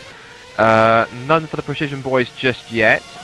Looks like they're comfortable on the tyres they've got right now. Can't see anyone else planning to pit right at this moment. So it looks like possibly, if not this lap, probably in the next couple of laps we'll see it happen. Yeah, 38.5 now for Morgarani's down to, and also Calamies has also done at a 38.5, 38.7 for Jack Keithley, and a 38.4 for Martin Gosby. Oh, he's right up behind Keithley in fact now. He has closed so much that Gosby's up behind Jack Keithley. Some wonderful, wonderful pace here for Martin Gosby. Incredible. He's lapping faster than Morgan Moran, as you alluded to before on the GT Omega. So he's closing up onto Jack Keithley. As Calamies, it stays at 14.5 seconds behind Morgan Moran. Kostadnov came out in 11th place and has 7 seconds worth of time to make up on Rob Van Starkenberg. Well, I said this earlier on, I'll say it again. If you get a chance to drive it for a team like Precision, you grab it with both hands and you make the most of it. Oh, yeah, you do. Martin got. As Nick will testify as well, of course, as he's part of the Precision Motorsports team, it's definitely helped him up his game. As you said, he finished quick start to 11th in the World Series race yesterday, and definitely making some progress towards the front. Still learning. Absolutely, but it's all positive learning and all definitely helping out on your game. So hopefully we'll see you in the top 10 relatively shortly. Monaco might be challenging because, of course, well, it's Monaco. So, but Monaco, yeah. Absolutely. But hope, fingers crossed, anything can happen in Monaco. Well, it's the World Championship. In fact, we only had what was it? 4 cars finished last year. Yeah, it was incredible attrition rate. So anything can happen in Monaco. But guys like Gosby, he really, as I said, he's fallen on his feet with this opportunity because he's in the GT Omega, he's back in the World Championship, and he's taking it now. Not only he's taking it to the team effectively the main team that he drives for the World Series. He's now in the sister team. He's taking the fight to the main Precision cars. This is fantastic, and he's coming back to the World Championship after an almost kind of, I suppose you could say, limited program last year. But now he's got the chance to fill in, I guess. I'm not sure if it's full time now that Saxon's retired from R Factor 1, but we'll have to wait and see on this one, because I think if Woodwiss comes back, of course, one of those GT Mega cars will become available again for Calamies to take over, which means that it'll be Huis and Keithley once again in the main Precision cars, and I would like to think it's going to be Calamies, and potentially, I think at this rate, on this performance, probably Gosby's going to take it as well. Not too sure how the Precision guys are planning to play. I'm not too sure on what the management side have decided to go with that one, but I'm sure there'll be some chopping and changing. We may see different people taking that particular seat. But Gosby's doing a good job to show his hand that he's pretty interested in taking that seat, and he's closing on Jack Keithley. He's behind Jack Keithley. He's just sitting behind Jack Keithley at the moment. He's been there for a couple of laps now, so he's just sitting tucked up behind Jack Keithley, as Keithley is 4.2 seconds further behind Ivor Calamies, who is then just 14 seconds behind Morgan Moran. And quickly on Calamies, his pit request light is on, so we believe then Calamies will be in for his final stop. He's given the first of these front runners to make the switch to soft tyres. Looking back to the rest of them, Keithley's pit request light is on as well. Gosby's isn't, so he feels confident on these tyres, so possibly he's looking to try and get a lap longer to try and get an advantage in some clean air, because of course when these two cars pit, of course, he'll be in completely clean air as he's had for quite a while, so this means he'll be able to, if he's going to pit next lap, which we imagine he probably will do, he'll have as much air as he wants to literally fire in hopefully a lightning quick in lap to maybe leapfrog Keithley and get the drop on him when he makes his pit stop and exits next time round, if he pits next time round. As we talk about, yes, Calamies does head in, and what about Keith? Does he jump in too? Yes, he does. Precision are good at this. They're good at bringing both cars in, but turn them around quick enough to make sure they don't stack. We saw it back in Bahrain with Huis and Keithley, and with exactly how this is going to work again. So we'll see. Look, was that? Well, oh no! I think exactly what we had in Bahrain the World Series. I think Calamies has been stuck behind one of the Jacques Spain PSR cars. He has. He's stacked behind Rondon, and look how much Keithley has closed on him. Keithley is closed. Dear. It's under a second behind, and Calamies had to stack behind Moises Rondon That was really, really unfortunate for Calamies. He's lost over 4 seconds there. He's lost over 4 seconds to Jack Keithley, his teammate. And that's all because the way that the pit stops work and the way the car's stack, he's got stuck behind Moises Rondon. That could have not been any more unlucky there for Calamies. He's now got to make all that up again. And he's got Rondon in front of him as well. He's actually now got to negotiate rounds. So that's heartbreak for Calamies. Well, I say heartbreak. He's got the time. The gap's there. The gap's still there. He's still in front of Keithley, but yeah, the gap has now dwindled to. He's pulled out a second already, in fact, so he's absolutely on it straight away. And he's got past Rondon already. That's great work from Calamies. Absolutely. As Moran has carried on. So Morgan Moran has carried on for another lap. And down to a 38.2 as well now. Yep, and Gosby look at the traffic he's got in front of him. Mashuli's come out, Carbo's come out, Disley's in front there as well. So Moran's coming up to traffic. That's not too ideal. As Martin Gosby's had clear air that time. Is he going to pit? Yes, he does. Martin Gosby into pit lane. And this is crucial now. This is absolutely crucial. Let's see whether two... Oh, this is interesting because Calamies is already coming to the final hair towards the turn 14 hairpin. This is going to be intriguing how this plays out here because Gosby hasn't even stopped yet in his pit box. Stops now, and where Malorky in. Yeah, Malorky's in. Calamies is now down the pit straight.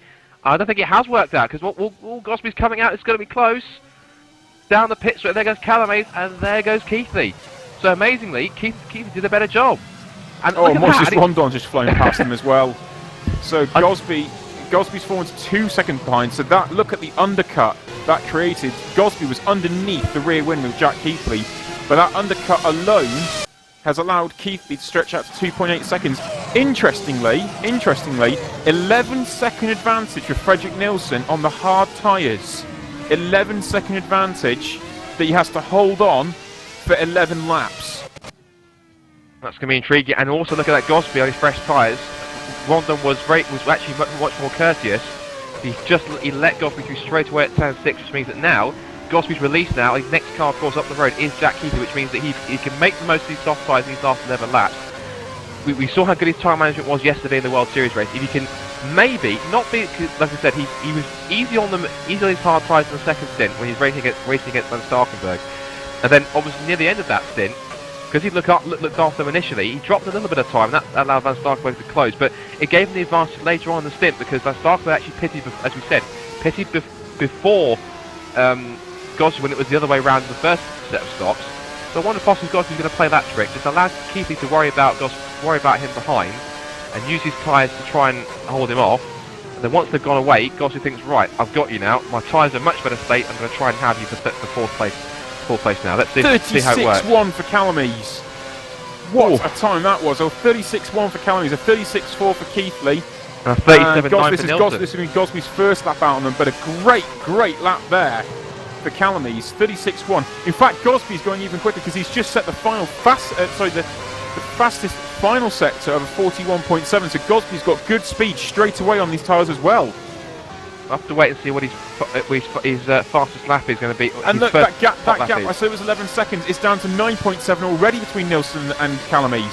Yeah, Nilsson's first lap time last time was a personal best. It was only a 37.9, so Calamies took 1.8 seconds out of him, and Gosby's flying 25.4, and he was at least a tenth quicker than the two cars in front of him. And also someone who's flying is Malorky, fastest middle sector of anyone as well in the last lap as well. So so I think someone. And Calamies has just broken that as well. He's just done 28.7.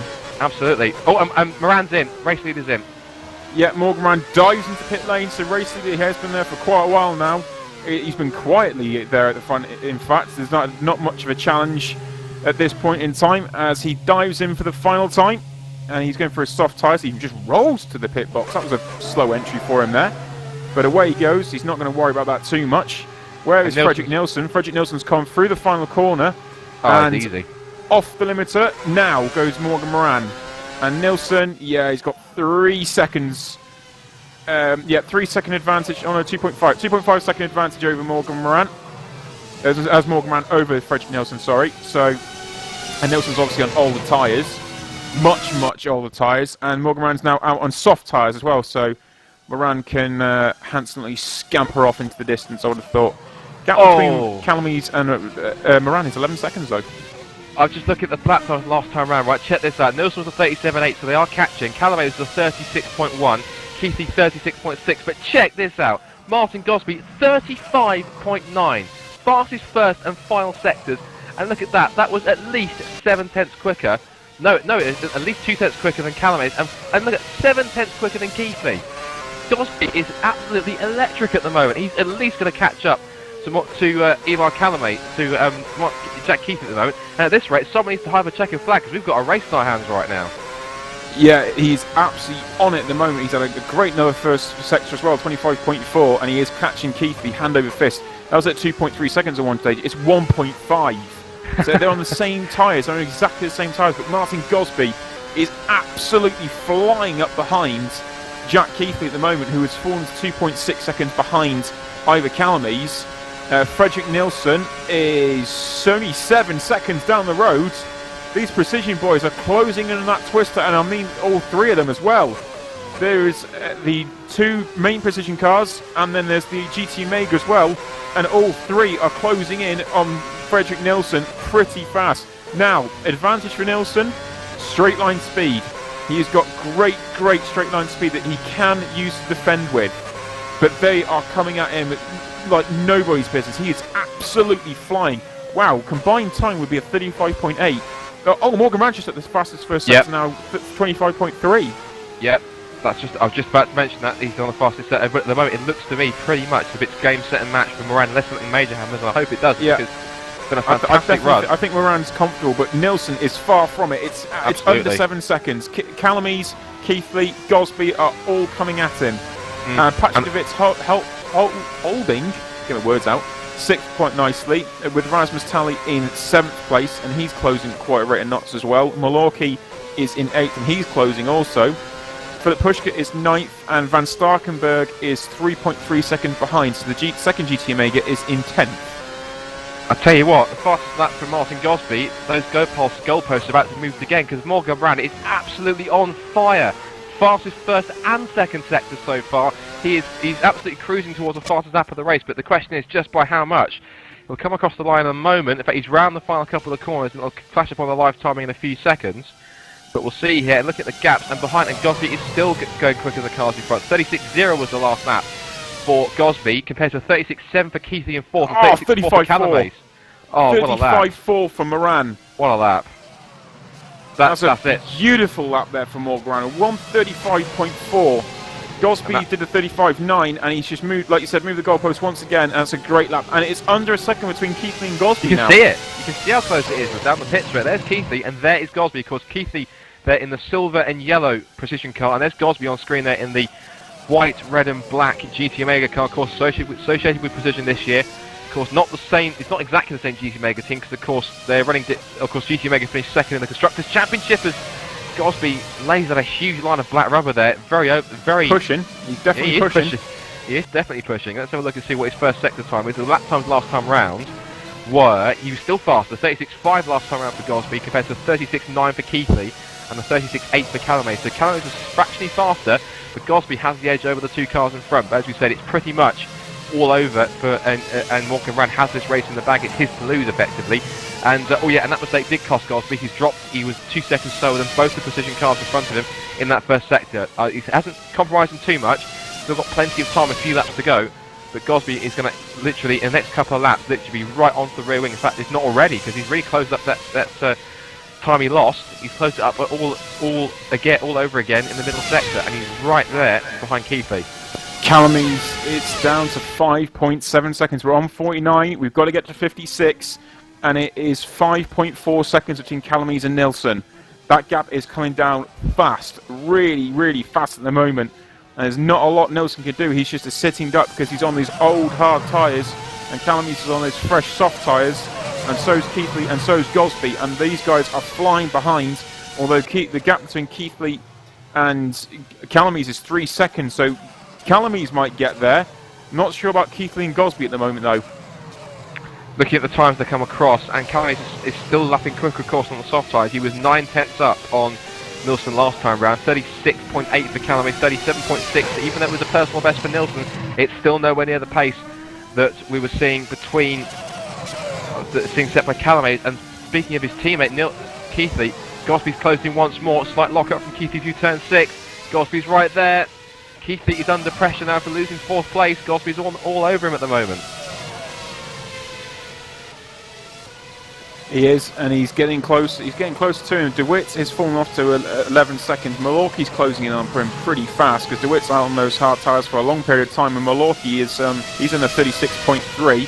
So Milwaukee against DeWitt could be on fairly soon, and Tally is a further 3 seconds behind with Philip Pushker in 9th, Rob van Starkenberg in 10th, and Kostadanov is 11th. Out of turn 13 and onto the back straight once again, and got the gap now to head to the second sector.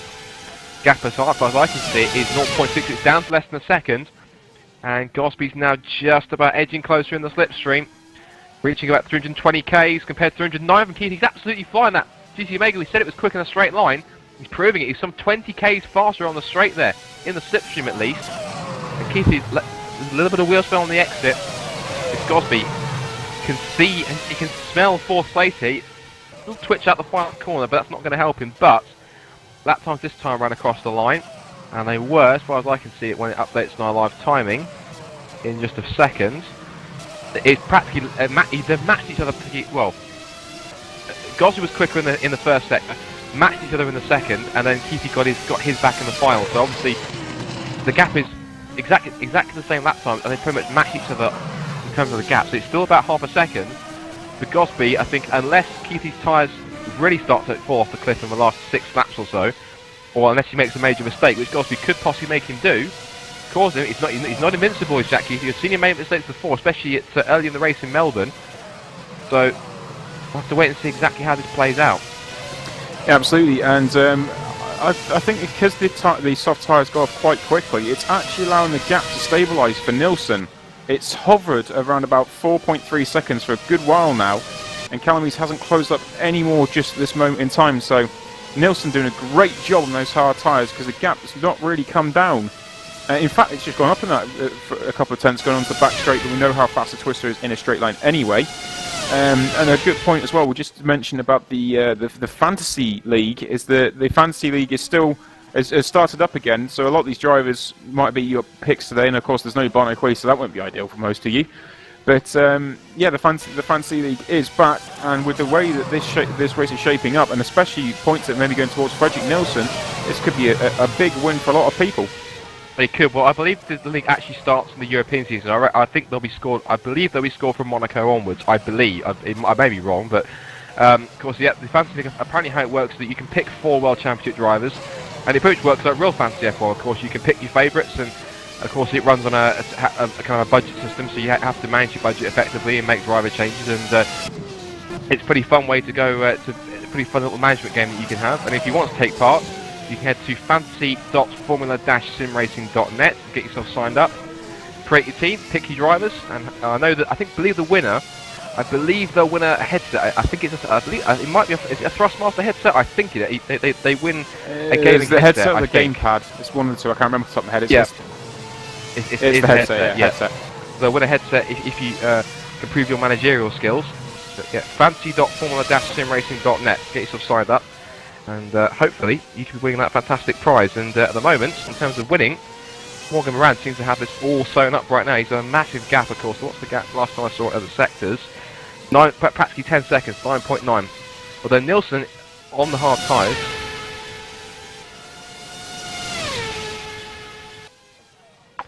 yeah, we're just actually being told as well, we believe, and I'm not sure how true this is, but we believe that possibly Gosby may have to possibly halt his charge, because of course he runs in the World Series. It's exactly the same dilemma we had with Jack Keithy a year ago, so of course Jack will know what this is like.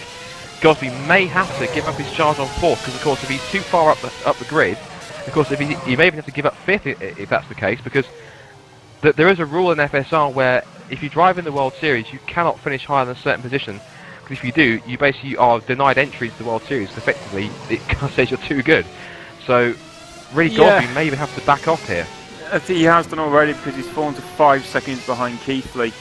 This is probably one of the downsides to, unfortunately, with the way that the drivers work, and he is backing the pace really down, but he's got to allow 9 seconds to Witt's got to make up, but it is the downside to it, because the way the drivers work in the promotion, and the way that it's scoring in WC, we're seeing a guy that clearly has the pace to run with Keithley. He has done pretty much all race long, other than at the start where he had some battling going on.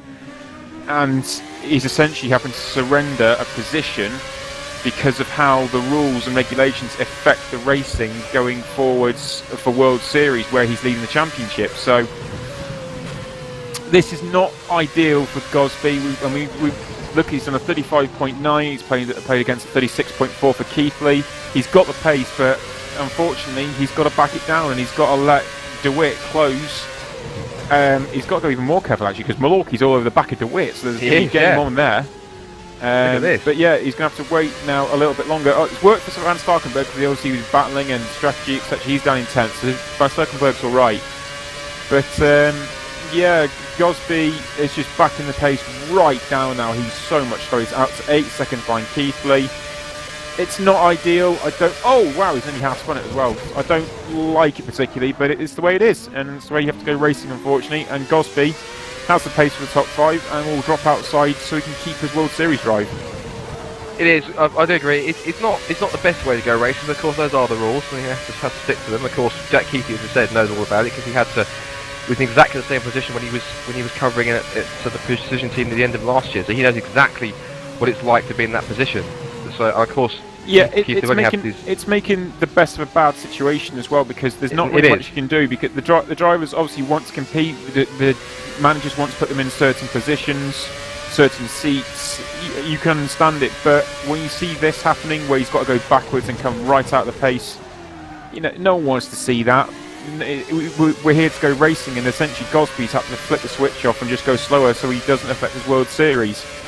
It's not ideal, but I guess how do you do it other than locking people in? Otherwise we may have lower grids. At least we've got a bigger grid, but we've got a driver that's going purposely slower so he can keep a drive. It might need to be reviewed, that one, but I'm not too sure how they can go about it, to be honest with you. Well, if they are going to review it, they've got 2 weeks to do it until Monaco, but of course they'll sure the... Well, it was the same as last season. They've not changed it, so I doubt they're going to change it again. And Gosby has proved that he's up to the standard of top 5 at least in World Championship, if not more. And DeWitt, the problem he's got at the moment is the fact that DeWitt and Milwaukee are going at it, no end, and he's just coasting. Because he's in danger now of not only dropping out of the top 5. Of course, he's going to have to, but of course he's in danger of losing 2 spots rather than 1, because DeWitt's having to defend now from a charging him with Milwaukee. Oh no, sorry, hang on. He's got to go a bit careful as well, because Milwaukee is in World Series. So he's that also is true as well. He's got to go a bit careful. I don't know how it will affect his point scoring, but Milwaukee's got to go careful as well, because Gosby and Milwaukee are in World Series. It depends. If Milwaukee wants to declare himself a World Championship driver, then he can go for this. This is fine, but otherwise, DeWitt basically can scamper off and do what he wants. But it depends how Milwaukee wants to play it. Well, of course, it also gives a dilemma for Twister. Of course, I think Milwaukee's more concerned about trying to get past DeWitt rather than his drive at the moment. Do you know what? I'm not even entirely sure he's actually trying to pass him. I think he's trying to intimidate him. He's trying to intimidate him, but I don't actually think he wants to pass him. Look, Gosby's going to let him go. There he goes. That's fine. And Milwaukee holds back, look. Yeah, he's held back because Gosby can slot in his position. Now that to me is bad. I don't like that at all, because now these two can just sit behind and do what they want because it's over 6th and 7th. DeWitt clearly is a slower driver, but because these two are in World Series, now they can't do anything about it. Yeah. So it's spoiled what potentially could be a great battle. Yeah, effectively, this nose to toe running, it's and false. we're going to the final lap, by the way, sorry. Yeah, this nose to toe running, it's false, because nothing's going to happen. I mean, it may be the case they'll get as far as running side by side, and yes, Gosby will get the slipstream, but all he'll do is he'll just temper his throttle, so it means all he'll get is just alongside. He'll give up the place into the corner, so really, the nose to toe, it's not going to do anything, really. No, he backed up the throttle before the final, before the corner as well, and so did Milwaukee. They're just going to run nose to tail now. Yeah. And also looking back at the front, I think you're right with the soft tire situation, because Nilsson hasn't been close then. He was constantly setting his personal best. It's the rate that the soft tyres go off at, and how long the hard tyres stay on for. And credit to Twister Racing, credit to Fredrik Nilsson, because that has been a brilliant drive. But the man out front, we've barely even spoken about, Morgan Ran in the ghost speed, has just quietly gone about his business, not needing to worry about anyone else behind him or anyone else in front of him. and he is going to bring home what is nothing short of a superb victory, some 10 seconds in front of Frederick Nilsson. This has been a great drive for Morgan Moran. It has, and it's hard to believe. It's only his 38th World Championship start. He's only taken, it's going to be his 6th victory, so it's amazing that in some of these drivers, they come in and they've not been in for very long, but they already make instant impacts. But of course, I like what he's doing here as well. Sorry, he was going to go past Disley. Disley was going to let him go, but he's backed out the throttle so Disley can cross the line and carry on going. That's quite courteous. Oh, there we go. No, he's letting him go. There we go. Morgan Moran will come through. Yeah. He'll come round the final corner. He will. And Morgan Moran will win the Chinese Grand Prix. A superb victory here in Shanghai. And he picks up maximum points to close the gap on Bono Huis, who's not here today. And Frederick Nilsson, a fantastic second place for Twister Racing. What a drive from Frederick Nilsson. And Ivor Calamies coming on the final corner and is on the podium for 3rd. Brilliant drive from Ivor Calamies as well. It is. And Keithley will hold on to 4th, of course, across the line. So look at that. Calamies beats Keithley in Bono Huis's car. How about that? That's the story. And again, here looking back at the battle for 5th. Well, you wouldn't know what the order's going to be. Fifth because they've just dropped behind. Yeah. No, so we know exactly come across in 5th. Yep. And arguably probably doesn't deserve it because Malorky and Gosby were quicker. So Gosby 6th, Malorky 7th. Yep. And the rest of the field coming through. Pushka. Well, that's interesting. I think Pushka's passed Tali. He has. He has. So Pushka now 8th in the final lap. Pushka comes across in 8th. Tali's going to come across in 9th. Then Rob Van Starker, well, that works out for him. He's going to come across in 10th. And Kostadinov 11th. He closed a lot, but not enough. Yep. And it's going to be Cabo next. Yep. And then Masculi will grab 13th. Yeah. So they stayed on the lead lap. That's a good job. Yep. Dizzy's already parked it, of course he's in 14th, and of course Varga must have been on the laps as well, because he's 15th. And Moises Rowland comes across the line right now. And also we've still got Marconi coming around the final couple of corners, so he'll make it. And it's fair to say Marconi isn't the fastest, but he is very consistent. He always manages to get the car to the end of the race, and that's the most important thing to do. So, very experienced, oldest man in the field, so well done Giuseppe, getting the car home once again. Cabo comes across, and so does Mashuli, and that's the top 13 on the lead lap. That's not too bad. It's a pretty fast pace for this afternoon's race, but of course what's key is that I'm sure for a lot of people who are quite relieved, there's no disrespect to Bono at all because he's a fantastic driver, but a lot of people will be relieved that we've had someone else other than Bono who's winning in recent times, so of course they'll be very happy with that, and of course so will, I know Morgan Moran, as a result of Bono's dominance, but Moran does get a lot of following, gets a lot of fans, and they want to see him do well, and I'm sure that he will have done nothing but please his fans this afternoon with what has been simply, we both cannot deny, a simply staggering performance and a fantastic victory to take advantage.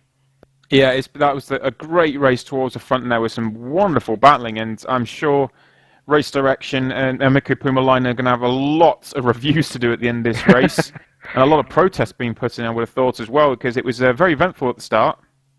Well, at least we had for this race, we didn't have any last corner shenanigans like we did the past 2 races, which ended in controversy. Well, Australia wasn't, because Frederick Nilsson made a fantastic outside pass to grab 3rd. That's his 2nd podium of the season, and that's going to really help him out. And at least Tali didn't have a fantastic race. His start to the season since he joined Twister hasn't been amazing, but he's managed to get into the points of 2 of the 3 races, both the races he's finished this season. Of course, Bahrain didn't make it past more than 4 corners. But at least he can take away the fact that he has scored some points. He's been in the top 10 both times he's finished. His strategy didn't work the same as Nilsson's. Nilsson seemed to have the ultimate pace compared to Tali today, and made the strategy work better. So kudos goes to Nilsson. And actually, in fact, because you know what, I was going to give the driver there to Gosby, but because of what happened in the last few laps, we meant he had to give up the 5th place. I'm going to give it to Nilsson, because Nilsson put in a fantastic effort. He got pole position. No, he was on the front row, because Tali took pole position, took the lead in the first few laps, made the strategy work, and especially he did it all on that last stint, on that second set of hard tyres. The clean air was what did it. Excellent job to hold on to 2nd place. He gets my driver of the day. Yep. I think he's a great run today, to be honest with you. I think a lot of drivers out there have done. I think Ivor Calamies really put his foot down as well. Morgan Moran, it was sublime at the front. You can't really look past him, so I'm going to give it to him personally. I think he's done a great drive, and he had nothing to do really. He just put the pace down. He put the pace down, and he got the job done. Very, very well deserved victory there, and has closed that gap to Bono Huis now. And we move on. We move on from China and Shanghai, and we go to Monaco and Monte Carlo in 2 weeks' time, which I think everyone is looking forward to. Absolutely. 18th and 19th, obviously 18th for the World Series, 19th for World Trophy in the morning, and then World Championship in the evening. But Scott, before we leave Shanghai, any final thoughts from yourself? Well, I think obviously what we've seen today in the absence of Bono Huis is a pretty decent race. We saw some, as you said, some fantastic dueling throughout, not specifically at the front, but through the latter half of the top 10 and through the midfield. Some fantastic battles. I think we've seen some surprises today, and not only have we seen a fantastic pace from Gosby, apart from the end which spoiled it. Calamates proved that he did a fantastic job effectively in Bono Huis's car. And he put one over Jack Keithley as well, which in fact is saying something. Effectively, Calamates steps into Huis's machine and beats Keithley, which I think is definitely a headline. I'm sure that won't go unnoticed with precision, I don't think. Also, I think that Twister's qualifying pace was pretty good, but only because they're on the soft tyres. But they definitely managed to make the first stint pretty good, and Nilsson was fantastic instead of the last stint. And I think the Brem GP cars have fantastic straight line speed, and also what I can take away as well is that Ash Racing still have some work to do because, again, they haven't been able. Again, another race where they didn't complete more than half a lap in a Grand Prix. So really, their luck's not really with them. It's not the driver's fault. It's luck that's not really with them. And of course, they're going to Monaco, which is probably the toughest circuit on the calendar. So really, if things couldn't get any worse, they have the potential possibly. Hopefully, it doesn't happen, but potentially their luck may not turn too favourably unless they get a miracle in Monaco somehow. But overall, great day's racing, and I'm looking forward to Monaco because I wasn't present last year for commentating, which is a shame. But not to tempt fate, but everything should be fine, and I'm looking forward to 2 weeks because it should be one heck of a race around the streets of Monte Carlo. Yeah, absolutely, and I think we're in for a great season now. We've had 3 races, and I think once Bono Huis returns, it's going to be even more competitive throughout the field, and it's been interesting. I think there's some things that have to be reviewed and looked at, but nevertheless, from myself, Nick Rowland, and Scott Woodwiss, our cameraman extraordinaire, Mr. Sam Jones, and race direction, Mr. Mikko Puumalainen, who as ever is behind the scenes doing an awesome job, Absolutely, keeping things going. So thank you, Mr. Mikko. And we will see you then in 2 weeks' time for the Monaco Grand Prix. But until then, have a good evening. goodbye.